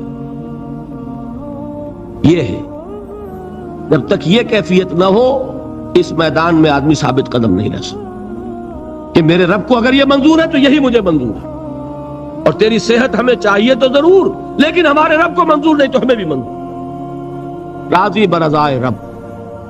وَبَشِّرِ الصَّابِرِينَ الَّذِينَ إِذَا أَصَابَتْهُمْ مُصِيبَةٌ قَالُوا إِنَّا لِلَّهِ وَإِنَّا إِلَيْهِ رَاجِعُونَ۔ نہ شود نصیب دشمن کے شود ہلاک تیغت، سر دوستہ سلامت کے تو خنجر آزمائی۔ اولئک علیہم صلوات من ربہم ورحمہ، یہی ہے وہ لوگ جن پر ان کے رب کی طرف سے عنایتیں ہیں اور رحمتیں ہیں۔ فاولئک ھم المہتدون، اور یہی ہے وہ لوگ جو کامیاب ہونے والے ہیں، ہدایت پانے والے، ہدایت یافتہ۔ اسی سورہ بقرہ میں ذرا آگے چل کر، یہ تو ہے 20واں رکوع، 19واں رکوع، 21ویں رکوع کی پہلی آیت ہے، لیس البر ان تولوا وجوہکم قبل المشرق والمغرب ولکن البر من آمن باللہ والیوم الآخر والملائکۃ والکتاب والنبیین وآتى المال على حبه ذوي القربى واليتامى والمساكين وابن السبيل والسائلين وفي الرقاب وأقام الصلاة وآتى الزكاة والموفون بعهدهم إذا عاهدوا والصابرين في البأساء والضراء وحين البأس۔ اب یہ آیت جو ہے سورۃ العصر میں جو مضامین آئے تھے سارے اس میں موجود ہیں۔ وہاں ایمان کا لفظ آیا، یہاں 5 ایمانیات کی تفصیل آ گئی، اعمال کی تفصیل آئی، اور آخری بات وہاں کیا ہے؟ وَتَوَاصَوْا بِالصَّبْرِ، اور یہاں کیا ہے؟ وَالصَّابِرِينَ فِي الْبَأْسَاءِ وَالضَّرَّاءِ وَحِينَ الْبَأْسِ، اور صبر کرنے والے، اصل نیکی ان کی ہے جو صبر کریں، کس میں؟ جنگ کے وقت، ذرائے، بأسائے، بأسا کہتے ہیں فقر اور فاقہ، واحد آئے گا باس تو اس کے معنی جنگ، اور باسا جمع میں آئے گا تو فاقہ، فقر، بھوک، اور ذرائع جسمانی تکلیف، ضرر، جسمانی تکلیفوں میں صبر کرنے والے، فقر اور فاقے میں صبر کرنے والے، اور جنگ کے وقت صبر کرنے والے۔ اولئک الذین صدقوا واولئک ھم المتقون، یہ ہے وہ لوگ جو صبر کرنے والے ہیں، یہ ہے جو سچے ہیں، جو اپنے دعوے میں نیکی کے اور ایمان کے صادق ہیں، اور یہی وہ لوگ ہیں جو متقی۔ اگلی سورت ہے سورہ آل عمران، اس میں 2 لفظ آئے ہیں، آخری آیت، یا ایھا الذین آمنوا اصبروا وصابروا ورابطوا واتقوا اللہ لعلکم تفلحون۔ دیکھیے یہاں صبر اور صابر، جو تعلق جہد اور جہاد کا ہے وہی ہے صبر اور مصابرت۔ صبر ایک طرفہ عمل ہے، آپ جھیل رہے ہیں، برداشت کر رہے ہیں، صبر علی المعصیہ، صبر علی الطاعہ، صبر علی الابتلاء، یہ سب کیا ہے؟ صبر۔ اور مصابرت کیا ہے؟ صبر کا صبر سے مقابلہ۔ یہ سورہ آل عمران، اب وقت نہیں ہے میں آپ کو سناتا اللہ تعالیٰ نے کیسے کیسے مسلمانوں سے کہا، مسلمانوں تمہیں زک پہنچی ہے تو انہیں بھی تو پہنچی تھی، ان کے 70 نہیں مارے گئے تھے بدر میں، ان کے حوصلے جو ہیں وہ تو پست نہیں ہوئے، وہ اگلے سال آ گئے تم پر چڑھائی کر کے، تم کیوں اتنا برا مان رہے ہو؟ تمہارے دل اتنے زخمی کیوں ہو گئے؟ تمہیں تکلیف پہنچتی ہے تو انہیں بھی پہنچتی ہے۔ اپنی غیرت جو ہے ہمیں ذرا اس کا جائزہ لینا چاہیے۔ لوگ باطل نظریات کے لیے کتنی قربانیاں دے رہے ہیں، لوگ باطل چیزوں کے فروغ کے لیے کتنی محنتیں کر رہے ہیں۔ جیسا کہ میں نے ابھی کہا تھا، اسی غیرت کو چیلنج کرنے کے لیے، ذرا آپ کی حمیت دینی کو جوش دلانے کے لیے، قادیانی نوجوان کتنی تعداد میں اپنے آپ کو دین کے لیے وقف کرتا ہے، اور آپ کتنے نوجوان ہیں جو اپنے آپ کو دین کے لیے وقف کرتے ہیں، اور ہوں وہ کھاتے پیتے گھرانوں کے لوگ۔ یہ نہیں ہے کہ اگر کوئی اور کام نہیں کر سکتا تو پھر یہ ہے کہ وہ دین کے کام میں لگ جائے۔ باصلاحیت لوگ، کھاتے پیتے لوگ، ذہنی استعداد رکھنے والے لوگ، اونچے گھرانوں کے لوگ، وہ وقف کریں اپنے آپ کو دین کے لیے۔ اس کے بغیر کیسے باہر آ جائے گی، کیسے رونق آ جائے گی؟ تو دنیا میں باطل نظریات والے جو ہیں، یہ بات کہی گئی ہے، مسلمانوں تم اگر توحید کے لیے لڑ رہے ہو، دیکھتے نہیں ابو جہل کو، اس نے گردن کٹوائی ہے شرک کے لیے، شرک کے لیے گردن کٹوائے، اور تم توحید کے لیے گردن کٹوانے کو تیار نہ ہو۔ اس نے گردن کٹوائی کہ نہیں کٹوائی؟ اور کس طرح کٹوائی ہے؟ کیونکہ بڑا متکبر قسم کا، فرعون قسم کا شخص تھا، جب گردن کاٹنے لگے تو کہتا ہے ذرا نیچے سے کاٹنا، تاکہ جب تم نیزے کے اوپر چڑھاؤ میرے سر کو تو اونچا نظر آئے، معلوم ہو سردار کا سر۔ وہ بدبخت مرتے ہوئے بھی جو اس کی یہ کیفیت تھی نا، اس کو ذہن میں رکھیے۔ تو یہ اس لوگوں نے قربانیاں دی، جانیں دی، تو فرمایا اگر تم ان سے زیادہ قربانی نہیں دو گے، یہ نوٹ کر لیجئے اس کو، مجرد اگر حق کو غالب کرنا اللہ کے ذمے ہو تو آنے واحد میں غالب کر دے گا، تمہیں تکلیف ہی دینے کی ضرورت نہیں۔ سمجھ رہے؟ کیا اللہ کے مقابلے میں کوئی باطل کی طاقت ٹھہر سکتی ہے؟ یہ تمہارے ایمان کا امتحان ہے، یہ تمہارے خلوص کی آزمائش ہے، یہ تمہارے امتحان کا ثبوت درکار ہے کہ اللہ تعالیٰ دیکھنا چاہتا ہے تم اس کے لیے اپنی جانیں قربان کرنے کو تیار ہو کہ نہیں، تم اس کے لیے تن من دل لگانے کو تیار ہو کہ نہیں۔ اور یہ جان لو کہ اگر کفار اور مشرکین اور ملحدین اور باطل نظریات والے وہ جو کچھ قربانیاں اپنے باطل نظریات کے لیے دے رہے ہیں، ان سے زیادہ اگر تم نہیں دو گے تو حق غالب نہیں ہوگا۔ انہوں نے جو صبر کیا ہے اپنے باطل نظریات پر، اگر تم اس سے زیادہ صبر کا ثبوت نہیں دو گے اپنے اس حق پر تو حق غالب نہیں ہوگا۔ اس لیے فرمایا یا ایھا الذین آمنوا اصبروا وصابروا، نہ صرف یہ کہ صبر کرو بلکہ صبر میں اپنے دشمنوں سے آگے نکلو، ان کے صبر سے بڑھ کر صبر کرو۔ ورابطوا، مرابطہ کہتے ہیں چوکس رہنا، ہوشیار، پہرا دو، ایسا نہ ہو کہ دشمن جو ہے غفلت میں تمہارے اوپر کوئی حملہ جو ہے کر بیٹھے۔ واتقوا اللہ، اور اللہ کا تقوی اختیار کرو، لعلکم تفلحون، تاکہ تم فلاح پاؤ۔ یہ ہے حضرات تواصوا بالصبر۔ میں نے عرض کیا تھا ہر جگہ پر آپ کو چوٹی کی بات صبر ملے گا۔ آیت الکرسی، آیت البر جو میں نے آپ کو سنائی، آخر میں والصابرین فی الباساء والضراء وحین الباس، حمیم السجدہ، وما یلقاها الا الذین صبروا وما یلقاها الا ذو حظ عظیم۔ اس کے بغیر تو نہیں ہوگا۔ چھوٹ دلے لوگ، کم ہمت لوگ، عزیمت نہ رکھتے ہو، حوصلہ نہ رکھتے ہو، برداشت نہ رکھتے ہو، تحمل نہ کر سکیں، لالچ سے ڈگمگا جائیں۔ دیکھیے یہ بھی میں نے چونکہ بات کہی تھی، سن لیجئے سیرت سے۔ حضور صلی اللہ علیہ وسلم کے بارے میں جب مکے کے سرداروں کو یہ یقین ہو گیا کہ تشدد ہمارا فیل ہو گیا ہے، نہ محمد بدل ہوئے نہ ان کے ساتھی صلی اللہ علیہ وسلم ورضی اللہ تعالی عنہم اجمعین، تو انہوں نے دوسرا پاسا پھینکا.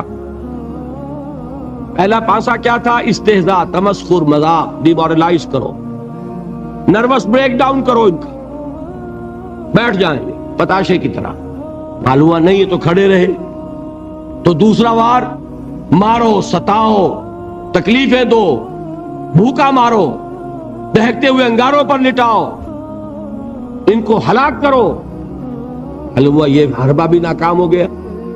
ایک آدمی واپس نہیں پھرا.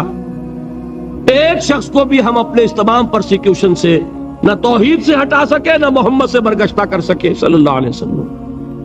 بلکہ مرض بڑھتا گیا جوں جوں دوا کی. ان کے اعتبار سے تو مرض تھا نہیں کہ وہ تو بات آگے بڑھ رہی.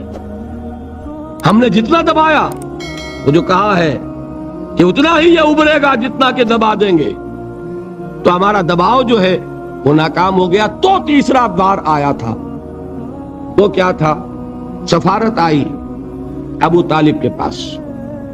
دیکھو ابو طالب، تمہارا بھتیجا جو ہے وہ ہمارے معبودوں کو باطل ٹھہرا رہا ہے.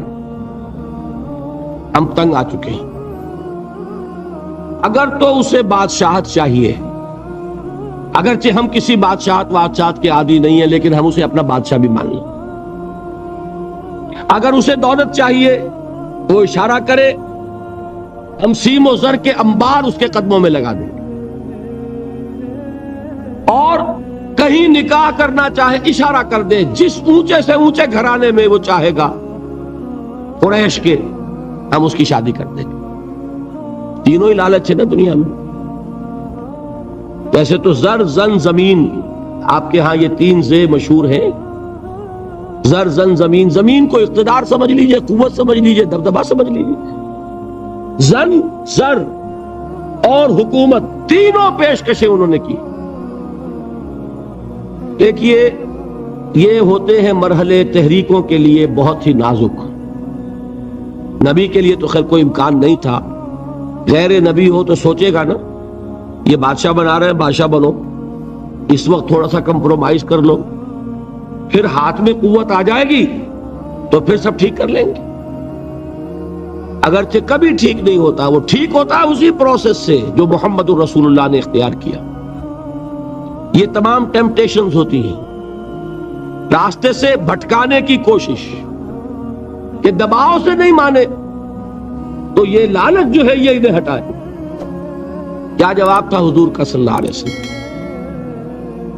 چچا نے جب بات کی ہے، انہیں براہ راست تو حضور سے بات کرنے کی جرت نہیں ہوئی تھی، ابو طالب کے واسطے سے بات کی.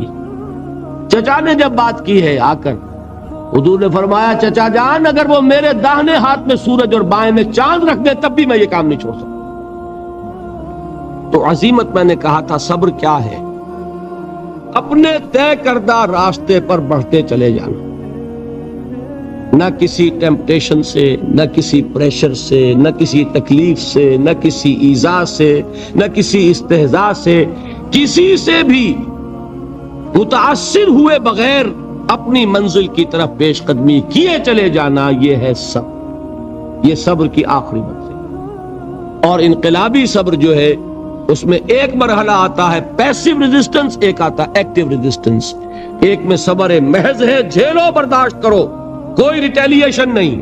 اور ایک وہ آتا ہے کہ اب آگے بڑھو. بڑا پیارا مصرع ہے، آگے بڑھو یا وقت کی رفتار روک دو. وہ آگے بڑھ کر پھر نظام باطل کو چیلنج کیا جاتا ہے، اور پھر جنگ ہے. ان اللہ یحب الذین یقاتلون فی سبیلہ صفا کانہم بنیان مرصوص. ان اللہ اشتری من المؤمنین انفسہم واموالہم بان لہم الجنہ یقاتلون فی سبیل اللہ فیقتلون ویقتلون وعدا علیہ حقا فی التوراۃ والانجیل والقرآن ومن اوفی بعہدہ من اللہ فاستبشروا ببیعکم الذی بایعتم بہ وذالک هو الفوز العظیم. اللہ نے اہل ایمان سے ان کے جانیں اور ان کے مال خرید لیے ہیں جنت کے عوض. نتیجہ کیا ہے؟ وہ جنگ کرتے ہیں اللہ کی راہ میں، قتل کرتے بھی ہیں، قتل ہوتے بھی ہیں. بدر میں 70 کو قتل کیا، مسلمان شہید ہوئے 13. 14ویں وہ تھے جو زخمی ہو گئے تھے، واپسی پر مدینے کے راستے میں ان کا بھی انتقال ہوا. 14 मुसलमान, उधर 70, और ओहद में 70 सहाबा शहीद, उधर 23। तिलकल अय्याम नुदाविलुहा बैनन नास, ये दिन है जिनको हम उलट फेर करते रहते हैं लोगों के माबैन। लेकिन ये कि बददिल नहीं हुए, काफिला बढ़ता रहा। और ग़ज़वा अहज़ाब में वो शेर मैं कल सुना चुका हूं मोहम्मद के जानिसारों का, नहनुल्लज़ीना बायऊ मुहम्मदा अलल जिहाद मा बकीना अबदा। हम वो हैं जिन्होंने मोहम्मद से बैत की है, जिहाद की सल्लल्लाहु अलैहि वसल्लम। अब ये जिहाद, ये क़िताल, ये जंग, ये सरफरोशी, ये जांफशानी जारी रहेगी जब तक जान में जान। अगर आपको हमारी वीडियो अच्छी लगी हो तो हमारे चैनल को सब्सक्राइब जरूर करें। डॉक्टर इसरार अहमद रहमतुल्लाह अलैह की वफात के लिए सूरह फातिहा पढ़कर कमेंट में आमीन लिखें। शुक्रिया।